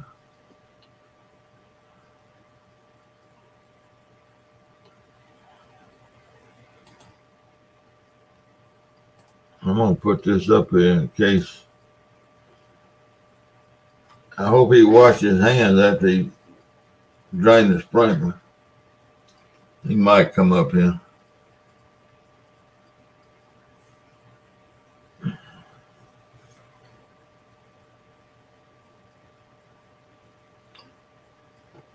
And CP, you gonna send me one. And what is that? It comes in. It comes in them little cups.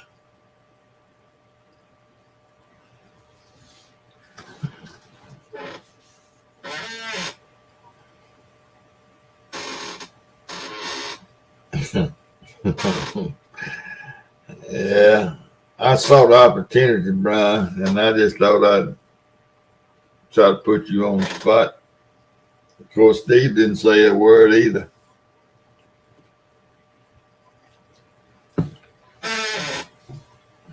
All in good fun.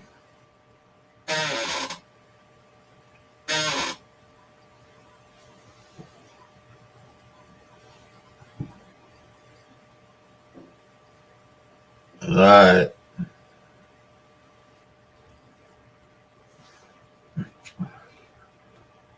Has that storm hit up there yet, Brian? I'm sure it has. Or is it even going to hit up there where y'all are?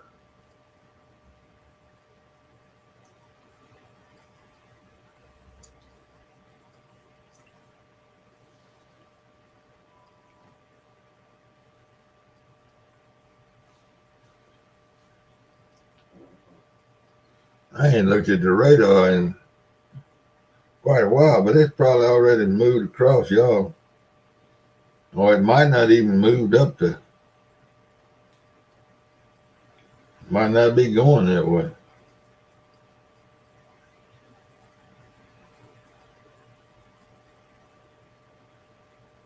Or it's gone.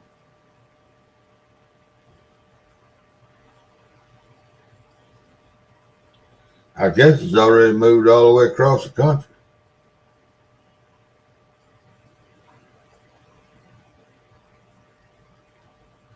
I don't know. I know it left some cold air down here. Bad cold air.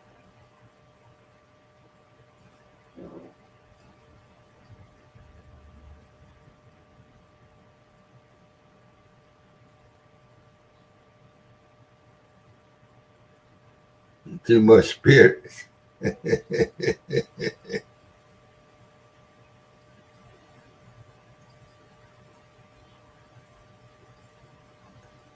Yeah, man. Yeah. Yeah. Well, it's 18 down here, and that's pretty dead cold for down here. That's pretty cold, and that's I think it got up to 20. I think I saw 21 today. Yeah, 21 was a high down here, and that's super cold for down here for that extended period of time.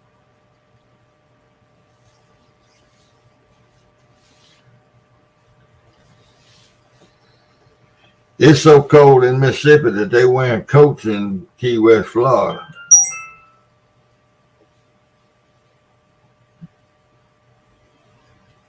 Jackson Morgan, I see it there, CP.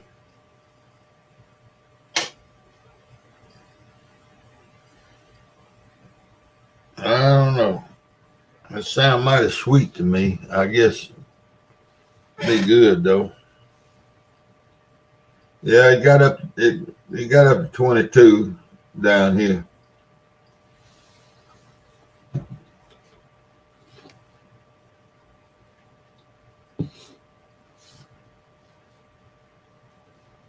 You started drinking too early, Brian B.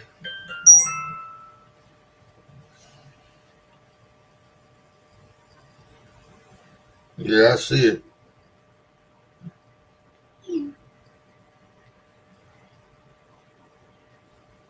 Southern cream, banana pudding cream.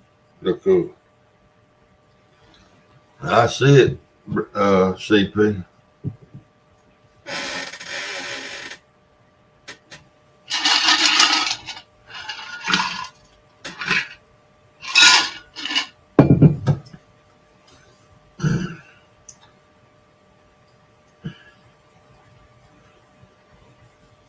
Brian B, you got to be able to start about 11 o'clock in the morning and run until about 2:30 in the morning, the next morning. Otherwise, you need to drink root beers.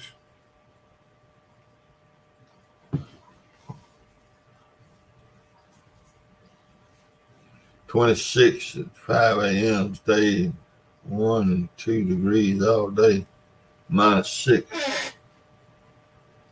Yeah. Well,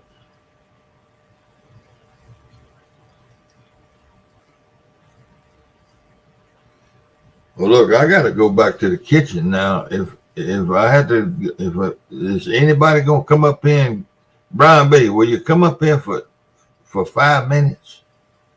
David, CP, Missy, and that's everybody that I see in here for the last 10, 15 minutes. Somebody come up here for a few minutes while I go in the kitchen. Please. Come on, Brian. Just for a few minutes. You can come up with your disguise. I'll let you up. I'll bring you right on in here. or either I'm just gonna get up and go in there, one or two.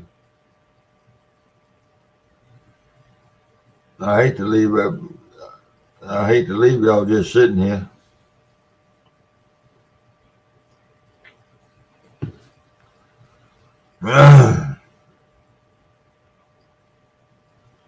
Somebody come up and keep Lucky company.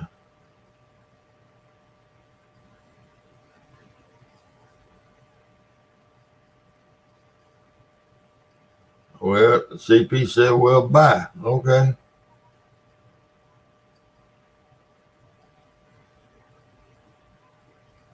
Y'all are some hard heads, let me tell you. Well, look, I'm going to stop my cam and I'm going to go in there and I'm going to come back if there's anybody in here. When I get back, I'll keep going. If not, I'll just shut it down. How about that? But I'm going to the kitchen.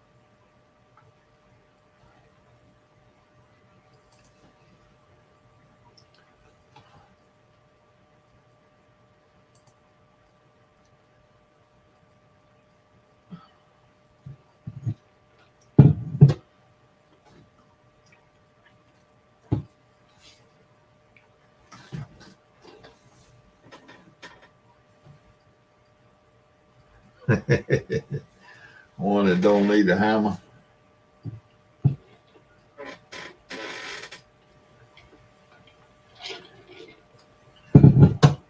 Whew. That coffee's strong.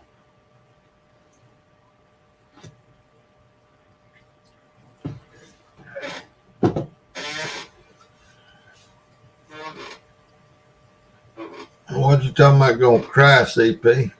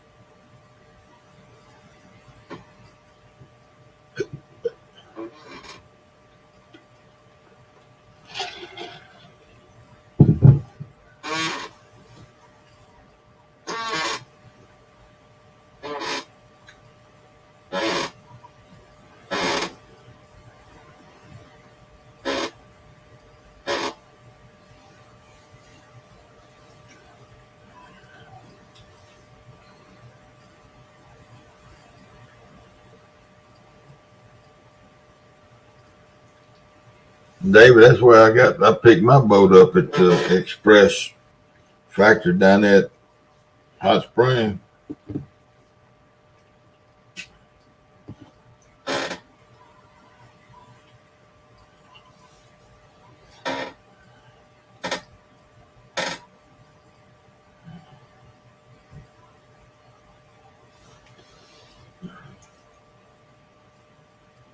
No, I need to rock from the left side. It don't squeak when I rock from the left side.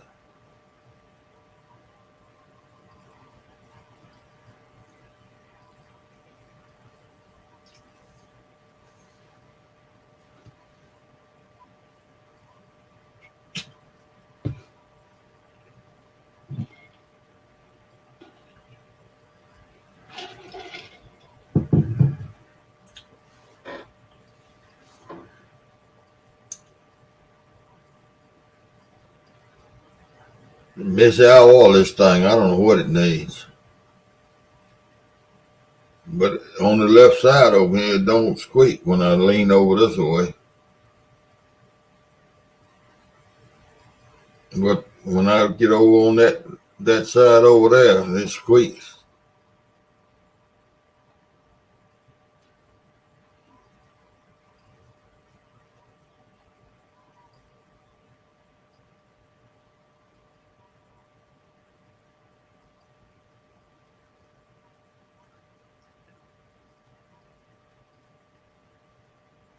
I tell you, I like an express boat.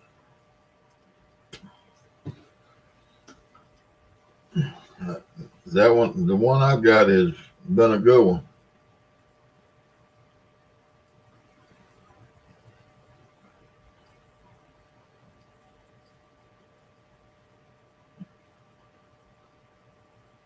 I guess it might be whatever it is over there. It's one of them chairs that got the lever on it to raise up and down. And if I'm down low, I don't think it squeaks at all down low, but I don't like it down low. When I raise it up, it squeaks.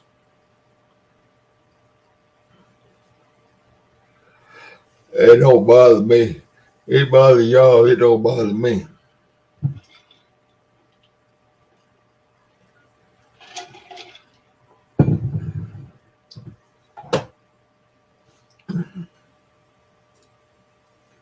Reed, my son got an Express. It's the same hull and everything as mine, same motor and everything, except he got the open Big River design. Mine is a bass boat design, and I like his boat a lot. In fact, that's the boat I was gonna buy, but my wife liked all this storage where I can keep all my stuff in the boat, the rods and the reels and everything. And to keep down any controversy, that's what I went with. And of course, I set it up good for fishing, for catfishing. And it fine. Yeah, that's what mine got, the Yamaha 90 on it. And I like it, but I wanted the open design, the open hull.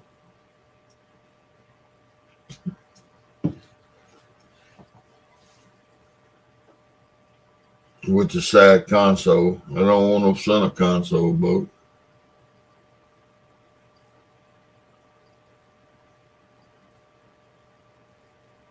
Yeah, that's right. Merry Christmas, everybody. Hi, we got 19 people in here and there ain't nobody talking. I reckon the rest of them are either asleep or drunk. Somebody else ought to be able to say something.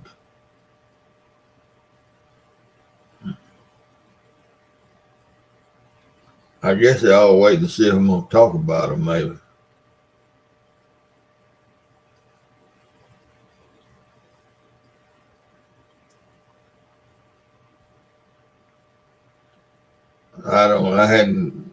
My boat is a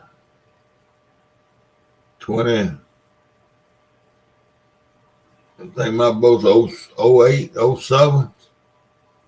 I ain't looked at boats in that many years, however long it's been. CP got a nice boat. He got that the bass tracker, the deep V, that boat that they make, and that's a good boat. That's a good comfortable boat to travel and to fish out of.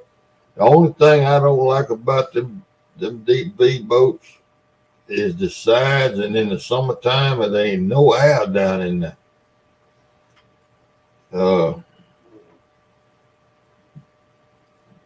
But that's just one of those things, In the wintertime, they're great. And in the summertime, it's just a little bit hot on them bad hot days.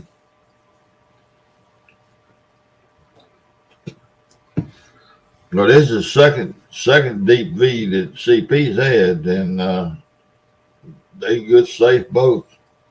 And they're comfortable and they're easy to fish out of. But boy, in the summertime, when that sun beat down, boy, it's hot. Now, there ain't no doubt about that. It's hot down in there.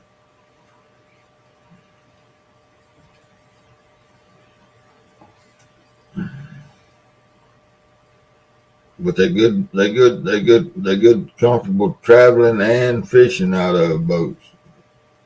Especially if the weather is not July and August down here in the south. It just gets hot down here. And those boats are hot. Johnny Summers got one. And it's hot. It's hot in the summer just like CP's is hot in the summer.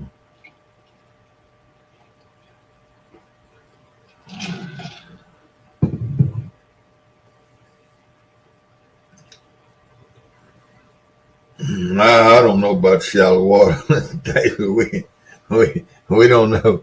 We don't worry much about shallow water on the Mississippi. I guess it's some out there somewhere.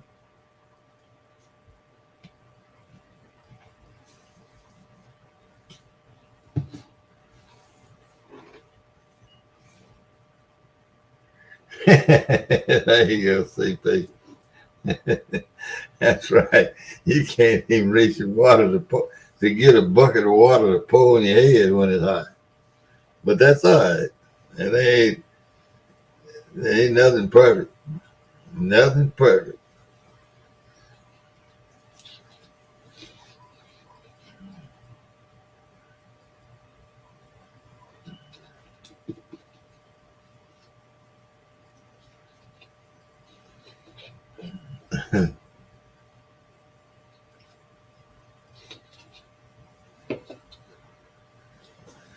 Ain't nothing perfect.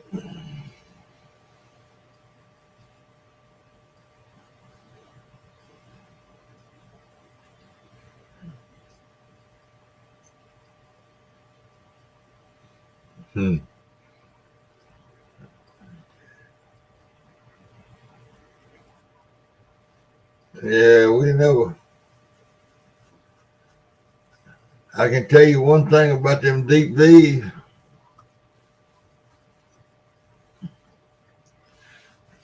I can tell you one thing about a deep V hull boat. They are hard to pull. I'm telling you, they will burn. You use many a damn gallon of gas pulling one of them upriver. You remember that CP? I don't know, 10. I know it was 10 miles. And probably 2 or 3 miles on the Mississippi, probably 13 miles. I pulled that boat and of CP. Something happened to the motor and it wouldn't crank. I don't remember what it was.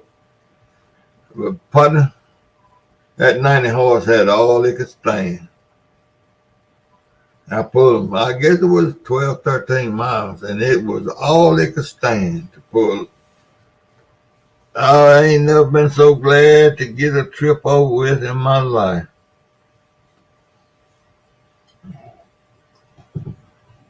But if you ain't never been pulled in off the Mississippi, you don't know how thankful you can be. And I've been pulled in several times.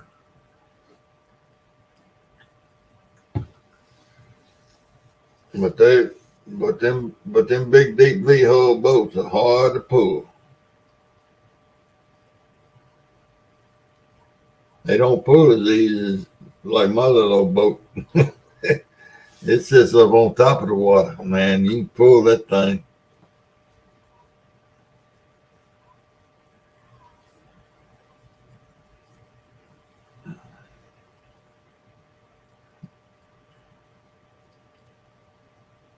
Whatever it was.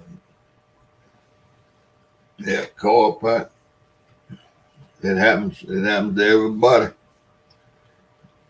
And if you stay out there on that river long enough, you be thankful for somebody to pull you in. And you'll be thankful to get to pull somebody in.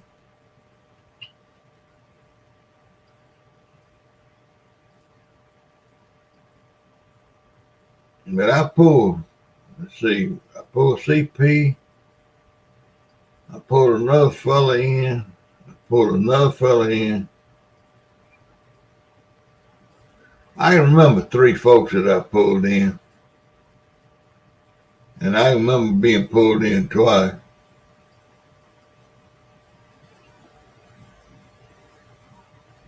But yeah, you have to do that. You have to do that on the big river. When you got to help people when they need it. And a fella that won't jump out and say I'll help you, because look, it's life or death, and sometimes out there on that river. And if you ain't got somebody to jump out there to help you, shit, man, it's just like you don't want nobody spending a night out there 2 or 3 nights on that river with no food, no water. You can't drink that water. The hell, it'll kill you. You have to help people out when they need it, and it just. I caught a 25-pound flathead.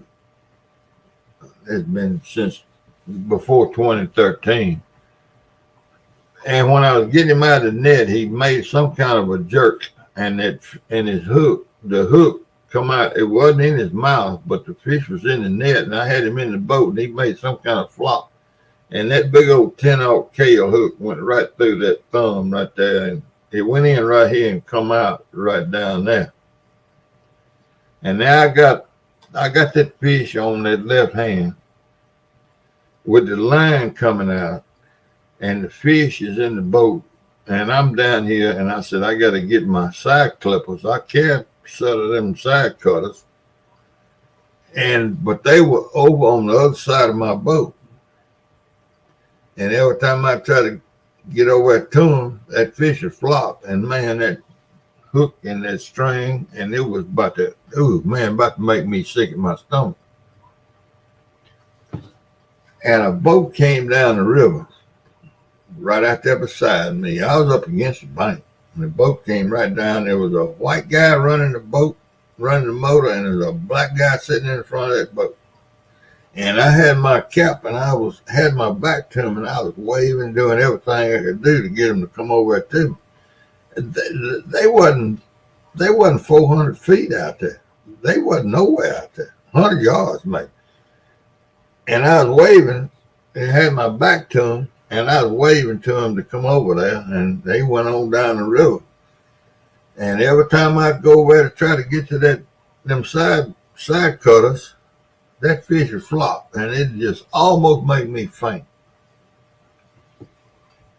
Well, finally, I gathered that line up out of that fish's mouth and just bringing it off the end of my pole, and I held it in this left hand where that hook was, and I went over and I got them side cutters, and I come back and I cut the end of that hook off. I cut the end of that hook off, and I just took that hook right out of my hand. Well, I was fine then. I was bleeding in 2 spots, shoot, blood squirt. But it wasn't bad. I wrapped something around it, and I weighed the fish, and I took pictures of the fish, and I threw the fish back in the water. Anyway, that's how I know what he weighed. And I said, well, I probably need to go on to the house and put some medicine on this thing. So now remember, all I heard this boat go by me out there, and what I was trying to flag. So I cranked up. I was tied to the bank. When you're flathead fishing down here, you got to get out there in that bad water. You get up, and I pulled my rods. I had my rods, 2 rods stuck in there, and pull them out and throw them in the boat with the mud on them and all, and took off, headed to the boat ramp. Well, about I don't know. I went on up in the lake into the harbor there, going to the boat ramp. And I passed. I come up on this boat was going up yonder, and they had like a 15 Johnson. That I saw him up there, and there was a white guy running his motor back there, and a black guy sitting up in the front of the boat. And I said, "That's them 2 folks." And I pulled over there beside them and stopped, and they stopped.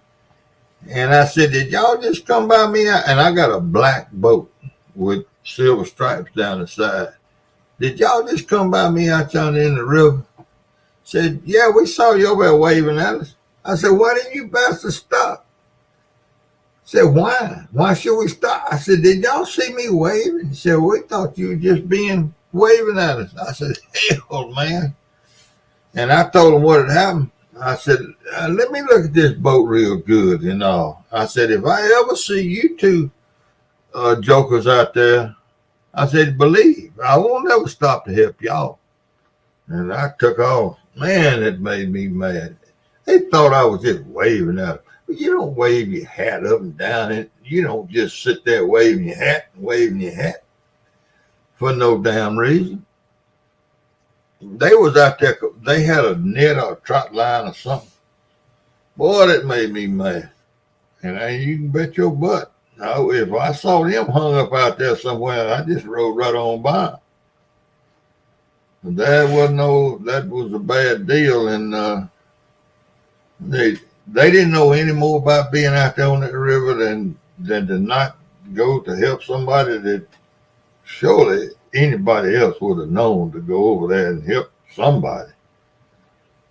When you're waving your hat and having a damn stroke.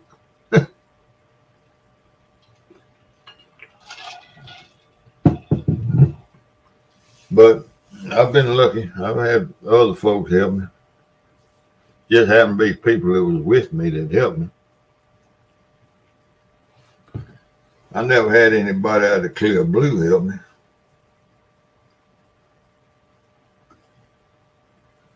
But those 2 guys there, I will never forget them two men.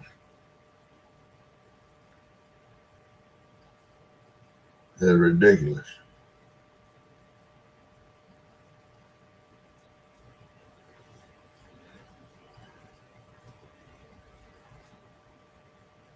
Yeah, at least I ask if you need some help.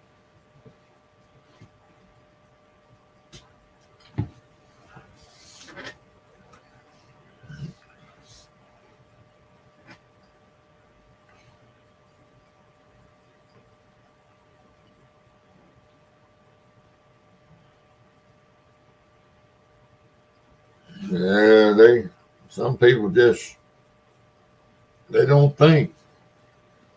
They just they don't care. People don't think. They don't care.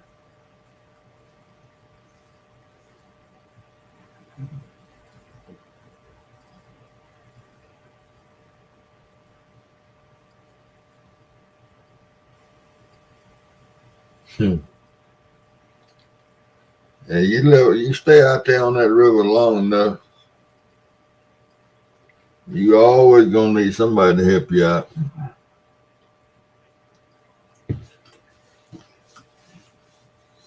We had a game warden here in Greenville. He finally lost his job,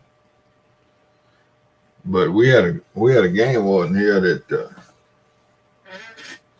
ooh man, everybody had run out the run-ins with him, and he checked me 3 times. He checked me 3 times in 2 days. Yeah, but he was at the boat ramp, CP. Yeah, usually the boat ramp. This game warden checked me 3 times in 2 days. In a 48-hour period, he checked my boat 3 times.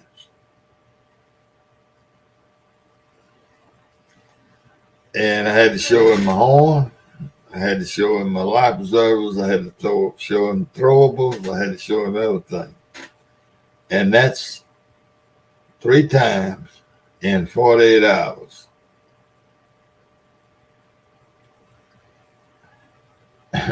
So I came in off the river one day, and it was in hot July. And we got a boat ramp out on the river now, but back then we didn't have one. And it's a harbor that goes back up where all the industry is here in Greenville, Mississippi. And I came in off the river, and there's a game warden, and he had one of them boats like CP, one of them big. The game warden had a big boat, and they were over there, and at the mouth of the lake, where the harbor where it goes out in the river, it's a big old eddy, and they was out there going. There's 2 game wardens, and they was making this circle. The trolling motor had done quit. The motor didn't quit, and the trolling motor run out. And this guy, this is the game warden. Oh yeah, when you joke with him, yeah, well, that's all done. And I saw him, and I said, "Damn, there he is." And I pulled by over there, and he said, he stood up in his boat, and he says, "You going to the boat ramp?" And I said, "I'm headed that way right now." He said, "We need a pull in." I said, "Not from me." I said, write the numbers down on the boat right up here. Now you can see them, write them down. I said, "I won't pull you to the bank." And I left him. I left him. I don't know how they got in, but I wouldn't have pulled him. I wouldn't have, if he'd have been in the middle of the Mississippi, I wouldn't have pulled him to the bank. Checked me 3 times in 48 hours. No, not me. You can cool your jets. Yeah, that was tough. That OCP. Yeah, when you joke this, and you like to drown. Yeah, you sure did. I thought you talking about when you was at the boat ramp and got hung up in your boat trailer.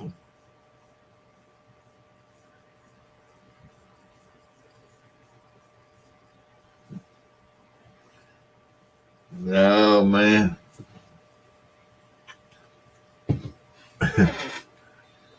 Yeah, that old boy there, he was something. He was way yonder worse than Brother Ed, let me tell you. I tamed Brother Ed. There wasn't nothing like this fella we had.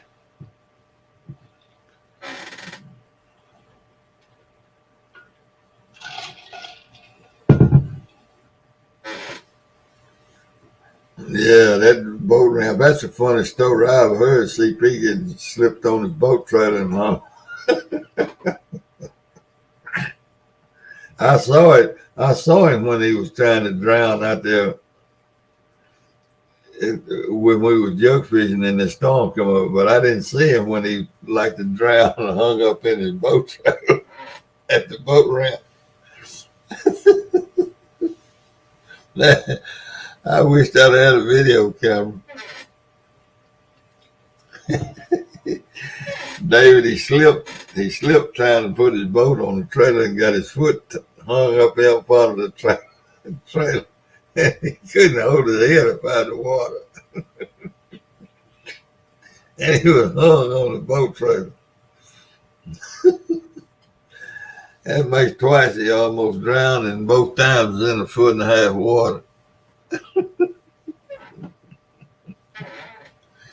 Oh, that had been funny. I wish I'd had a video camera.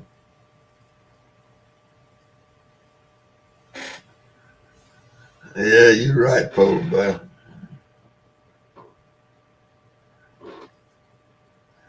Yeah, I bet CP looked like a big old whale hung on a spear, stuck in the ground when he was hung up on that boat trailer.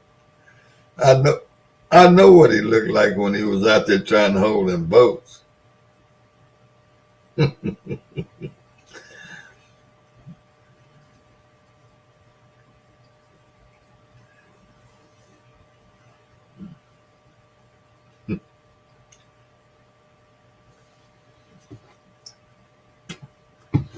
When CP gets through talking about yeah, he was at a mess. I'd love seeing it.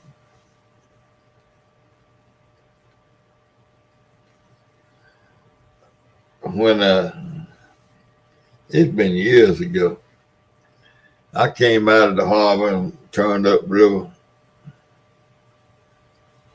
and I was going up to go rod and reel fishing, and right here where at Greenville is a bend in the river where the harbor runs into the Mississippi, and it's rough water when the wind out the south or when there's towboats, northbound towboats. It's bad. It can be bad. Really, really bad water. And I came out and water was nice, and I turned and I noticed there's some rollers out there, and when I got straightened out, let me see what he said. A buddy of mine tried to back the boat off the trailer. Yeah. Oh, I put one in the river like that one time. Like to pull my whole truck in the boat in the river. I had both straps still tied on. We couldn't figure out why that boat wouldn't come off its trailer. Yeah, I did that before. Lord have mercy. We had to pull the drain plug and run the bill pump, get all the water out of it before we could go fishing.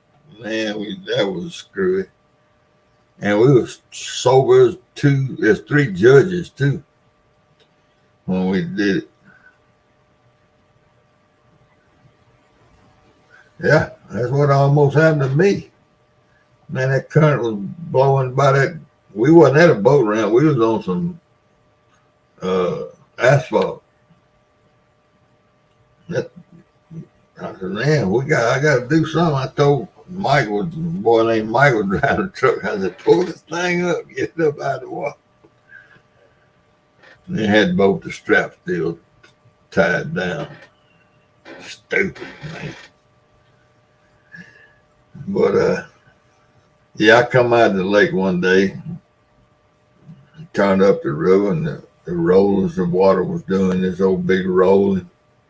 And I looked, and it was northbound up yonder. And I went on, kept going. Yeah, poor buddy. I know. You get excited right there at that point in time, Dave. And I pulled on up that bank, and I was riding rollers, and there was 2 northbounds, one right behind the other. And I said, damn, this road's going to be rough going up through there. But I knew how to go up through there, you know. I knew I'd have been up through there when that was happening before. So I went on, and I was riding rollers, and I made the turn, headed due north, and I looked up yonder, and it's a red buoy up there. And I understand it was a red buoy, and then it was something else, and then there was a red buoy, and there was something else, and the water. I don't know how deep them rollers are. I ain't never been no good at guessing that stuff, but I don't know, 4, 5, 6 feet, whatever. And I see the red buoy, and then I see something else, and then the red buoy, and then something else. And I said, what the hell? There must be a log hung on that buoy. And I was outside the red buoys and going up there and riding them rollers and room like a roller coaster. And when I got up there close enough, it was 2 guys in a boat tied to the red buoy in a boat. And it just happened to be And I'm not.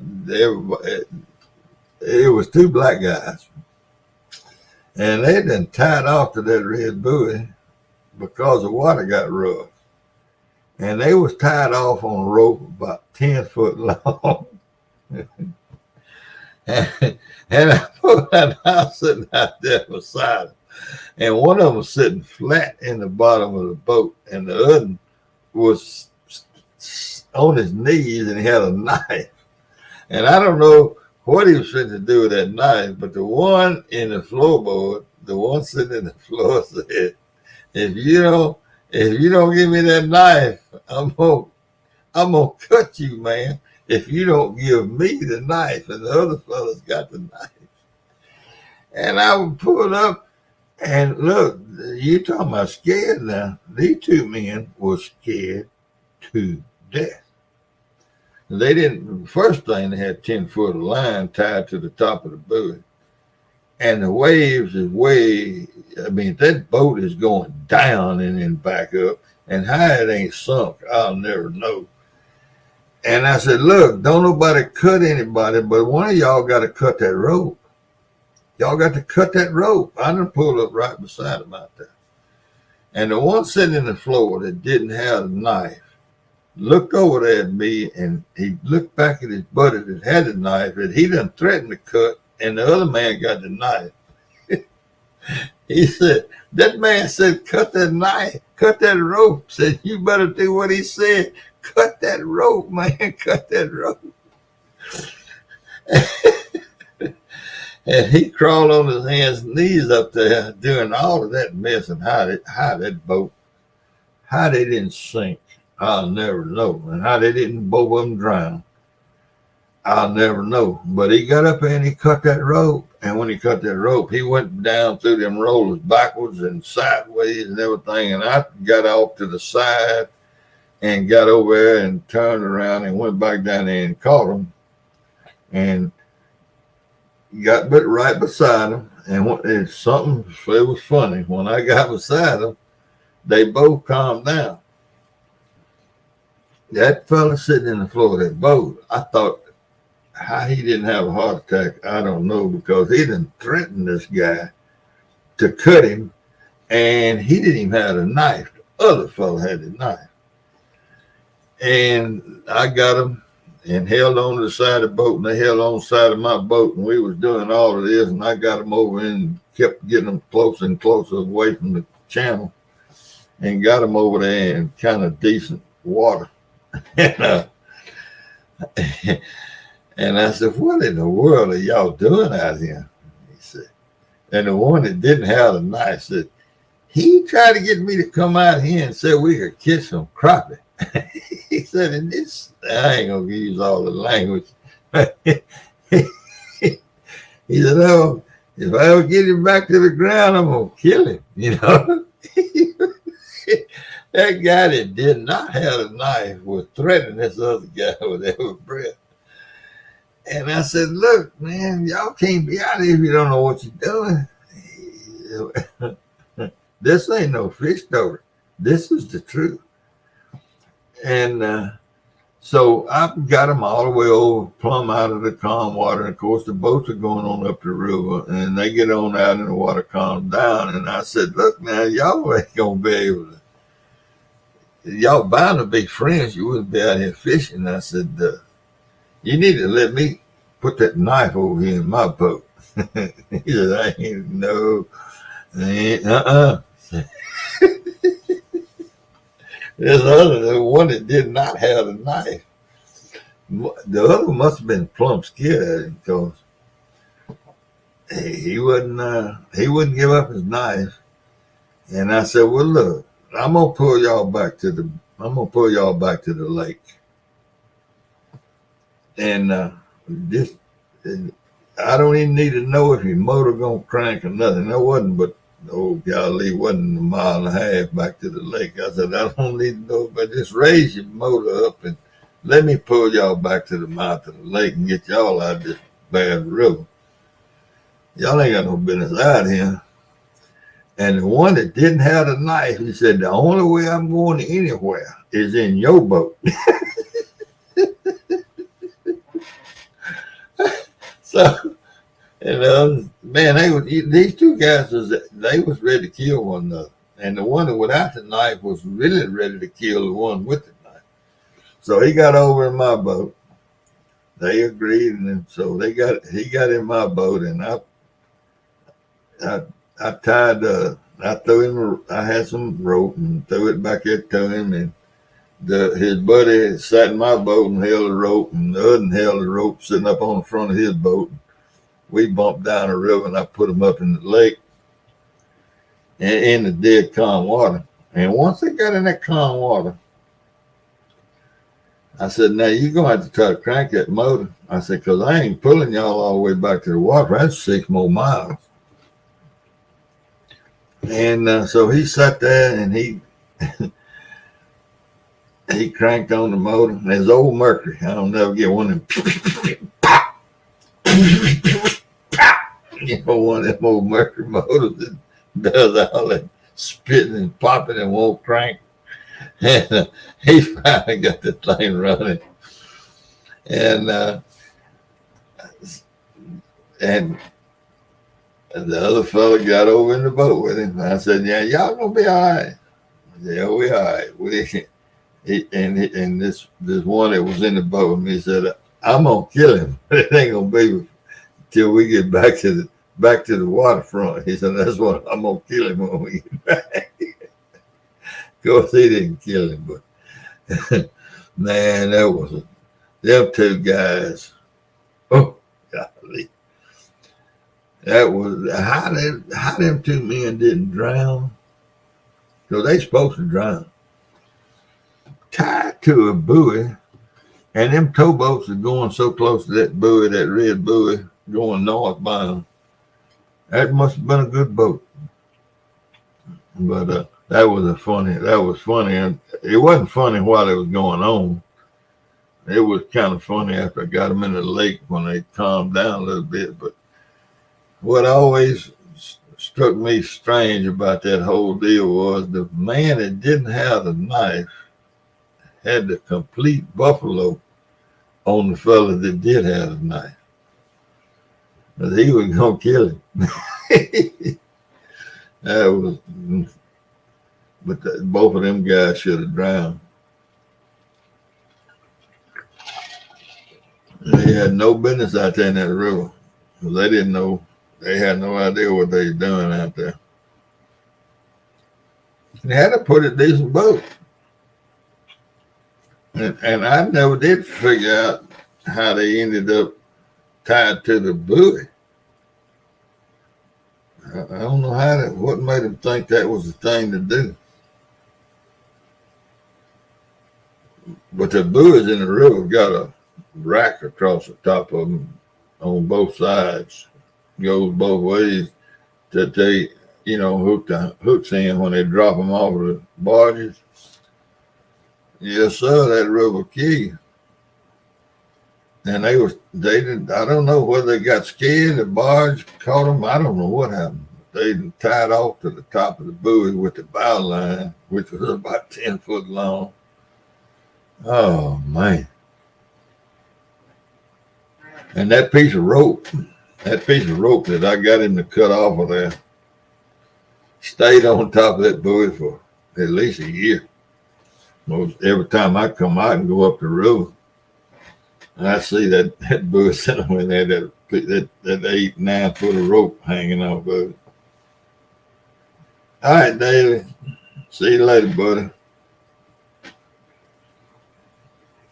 Try to keep them Amazon trucks out of your house.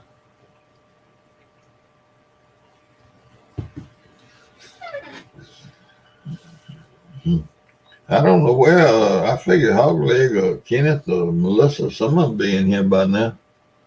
Because I know their sleeping habits is all messed up.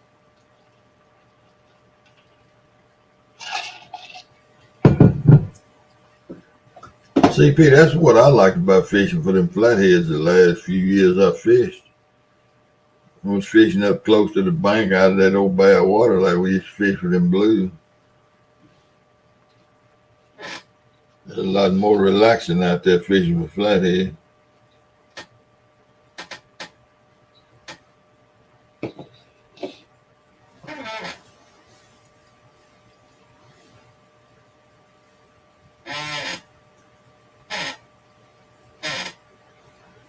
I don't know. I would have figured that Hogleg would have come on up in here or come in the chat room anyway if he's here. And I'm sure he's here. I ain't going back out there, CP. I done told you. Me and you ain't neither one of us got no business out there. I can't go out there and help you do nothing. And you can't do nothing either. Drive the boat.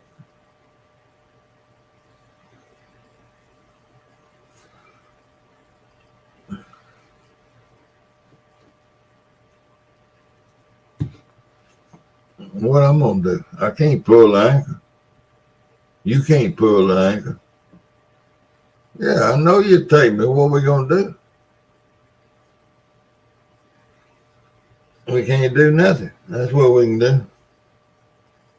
Hell, you in worse shape than I'm in. We can go boat ride. Now that'd be fun. Till the Coast Guard locks us up for whatever they lock you up for.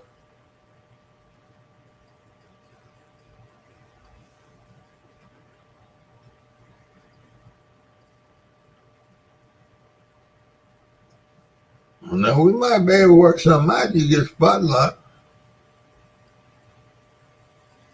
But you finna spend a bunch of money to hold that big old boat you got.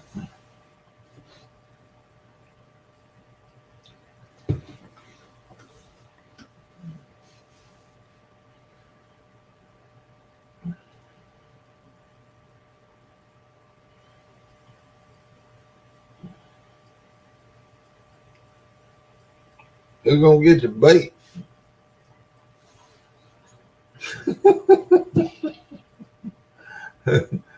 Where we gonna get the bait? From Matt Bingham?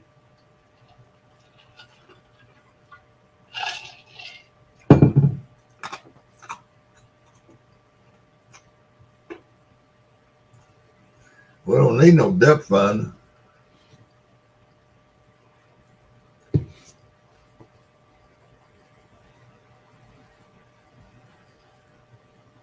Oh yeah, me. Well, there ain't but one place I care about fishing up that way, and that's over at north of Mahoon up there on that where that concrete revetment is. Just go up there and fish about 30 minutes. If you don't catch 100-pounder, go back to the house. Because that's where he's going to come from, is that hole right up there in that revetment. And ain't nobody with no bumping rod going to catch that fish. It's going to be strictly somebody that pulls up there and drops it in there and he bites it. Because he's going to be there if you fish that hole every day. Sooner or later, you're going to catch him. A monster.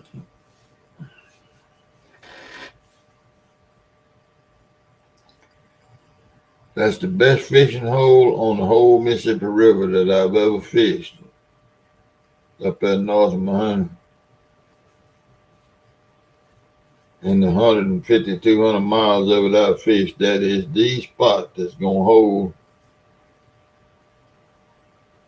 a monster blue. Or it could hold a flathead.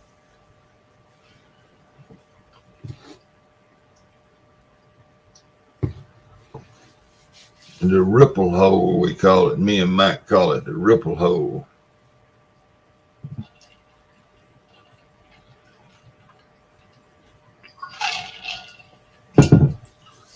Yeah, there you go. So what are we going to do?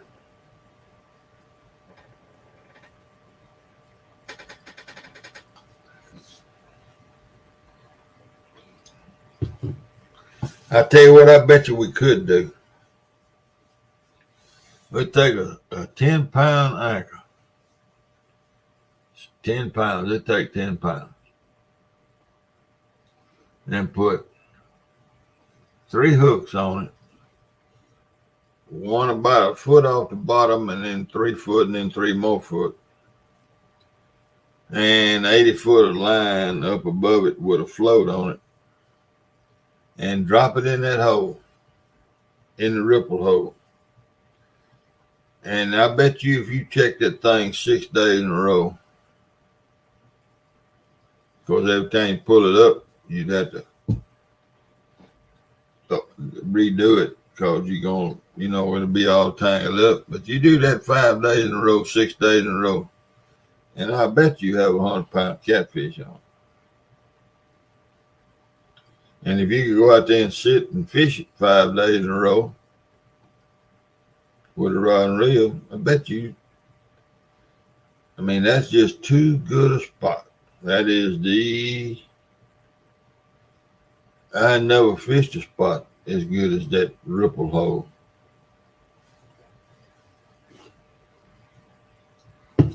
That we call it the ripple hole. You know what I'm talking about. You was up there when we caught that fish that day. You was out there filming it, I think.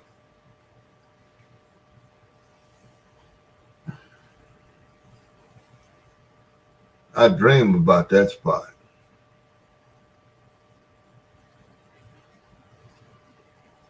I dream about that hole. There just ain't that many of them places on the Mississippi River from start to finish.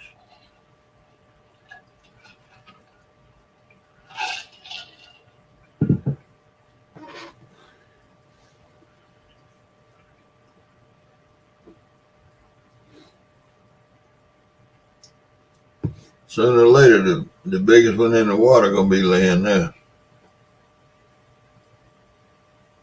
It's just too good a spot.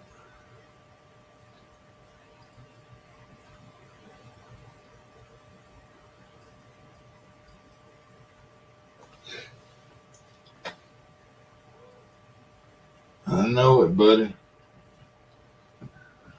Ain't nobody.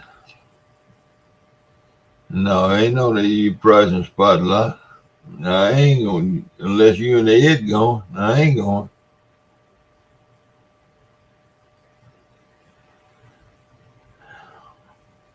I don't have no desire to go out there no more.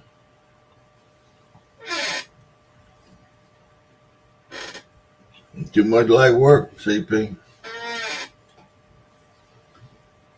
Too much like work. Hogleg, come on up here, man.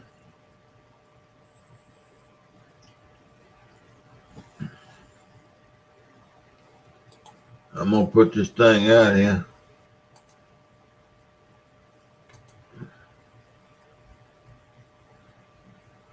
Oh, it ain't gonna print no more. Oh, there it did. Somebody come on up here and help me out, please. There's 16 folks in here. There's bound to be somebody wants to come up here and shoot the breeze.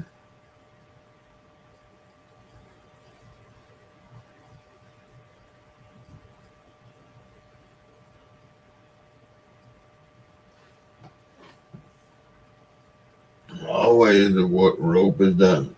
Work is the anchor rope.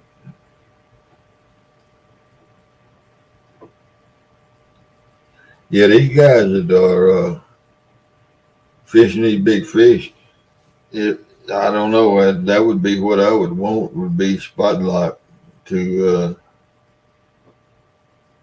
That would be the number one accessory I'd want. I'd want spotlight way before I worry about electronics.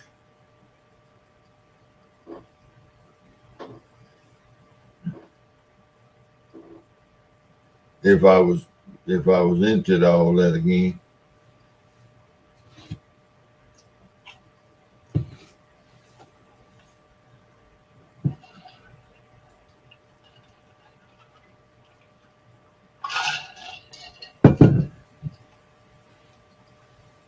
Spotlight, they talk about looking at the fish and seeing the fish with down skin, side skin, and all that. But with spotlight, if you understand and can read the water, by the time you spend I've just been thinking, listening to all of them talk. If you scan a spot with that high dollar electronics, and you ride around and you scan and look at down image and the side image, and you just spend that time, and you're looking for that specific them fish or whatever you're looking for there. I guess you're looking for the fish. Well, if you can read the water and you know where the fish supposed to be, all right, and you pull up and you say, "Oh, that looks like a good spot right there." To look at the water, how it's doing. Is this the right water? Well, you spot lock and throw in. You pull up that spot lock and throw in. You fish 15, 20 minutes. Well, if you don't catch, you reel up, you pick up your trolling motor, and you go and you find the next spot. Well, it seems to me like that if you got spot lock, you can fish so many more places that's supposed to hold fish if you can read the water. You can fish so many. You can fish so many more spots in the run of a 7, 8, 10 hour time period. Uh, just pulling up and fishing it. Don't worry about what's down there. Read the water. The water ain't gonna lie to you. If the water don't lie, if you can read it, it's always telling you the same thing. And if there's a fish there, you get him. If he ain't there, you raise the motor up, the trolling motor, and you go and do it at the next spot and the next spot and the next spot.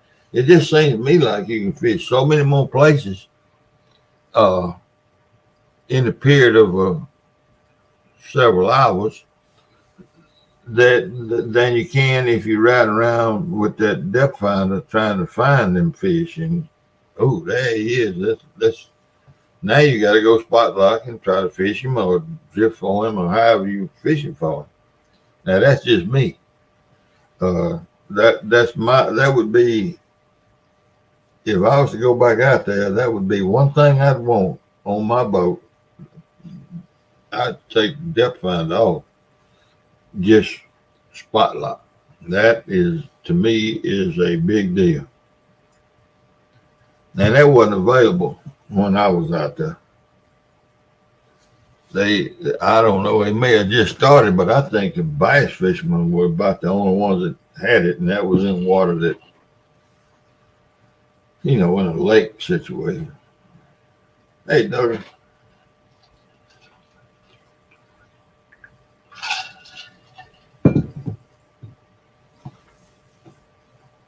Oh, yeah. Not if I could. If it was one or the other, I'd want spot lock. I don't care that much about depth finding.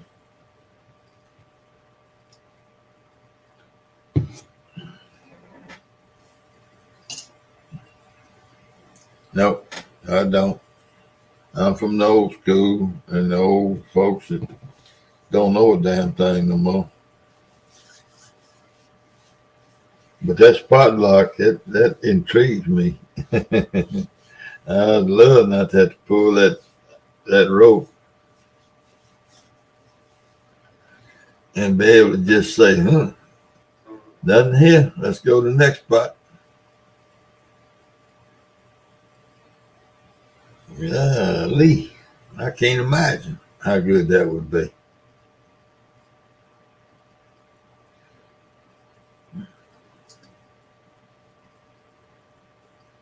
Can't imagine.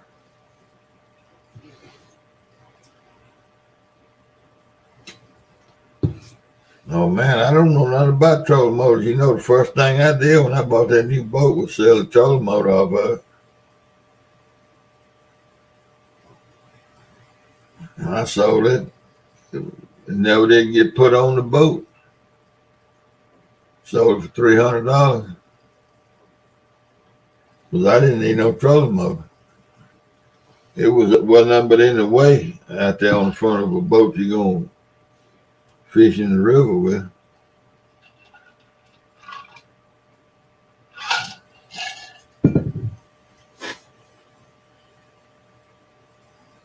I don't know nothing about a trolling motor. I don't even know what size I sold. I know one thing. There ain't nobody else coming up here. I'm finna shut this thing down. I've been on here 4 hours and 15 minutes. And I'm about ready to shut it down if there ain't nobody else gonna come up here and shoot the bull.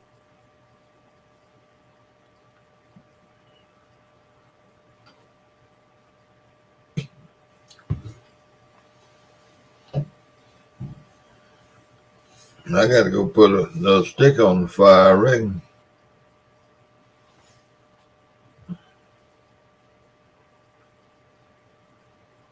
Let me see if I need to.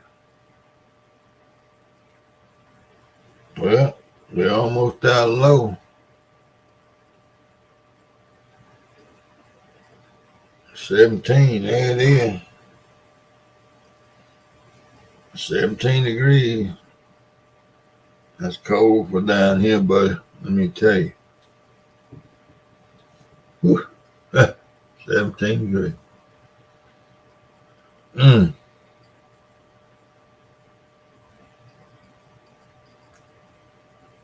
It feels fairly warm in this house, though.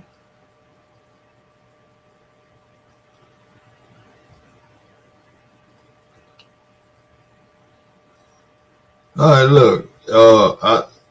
I'm finna close it down, y'all.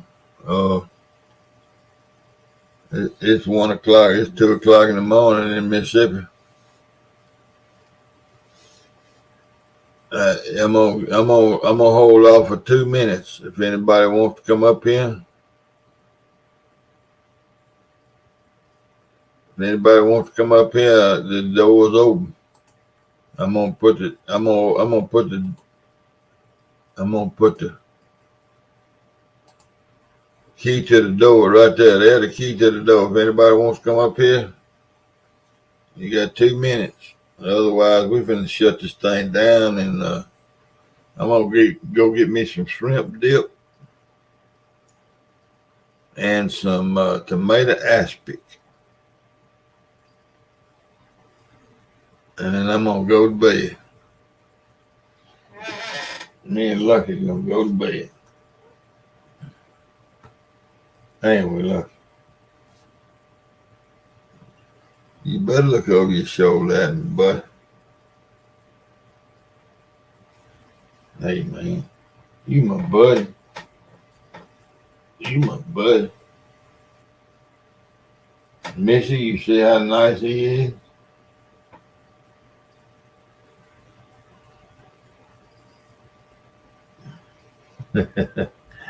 Damn, and Jody's still up. Merry Christmas, Jody.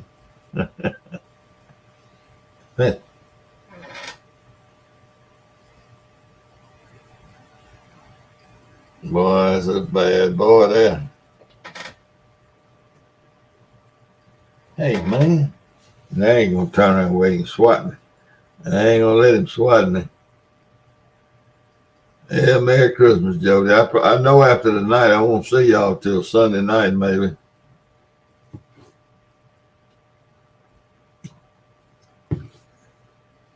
You got about a minute, Jody, and ask if you want to come back up here.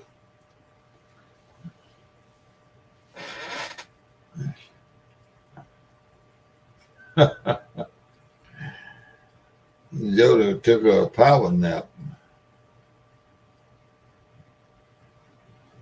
You pulled the CP. Oh, you ran out of juice. I know what happened to you. Your telephone went dead.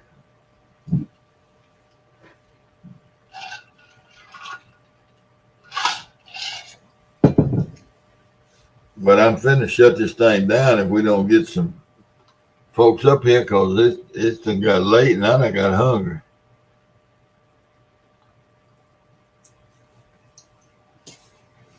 Man, I didn't know I shaved for all this and can't get any participation.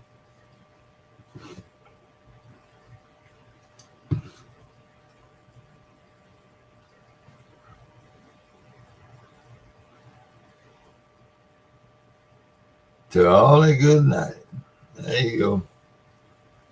All right, y'all. I enjoyed it. I thank everybody for coming up. Jody for coming up. CP for me making you mad, but you came up. Y'all have a great Christmas.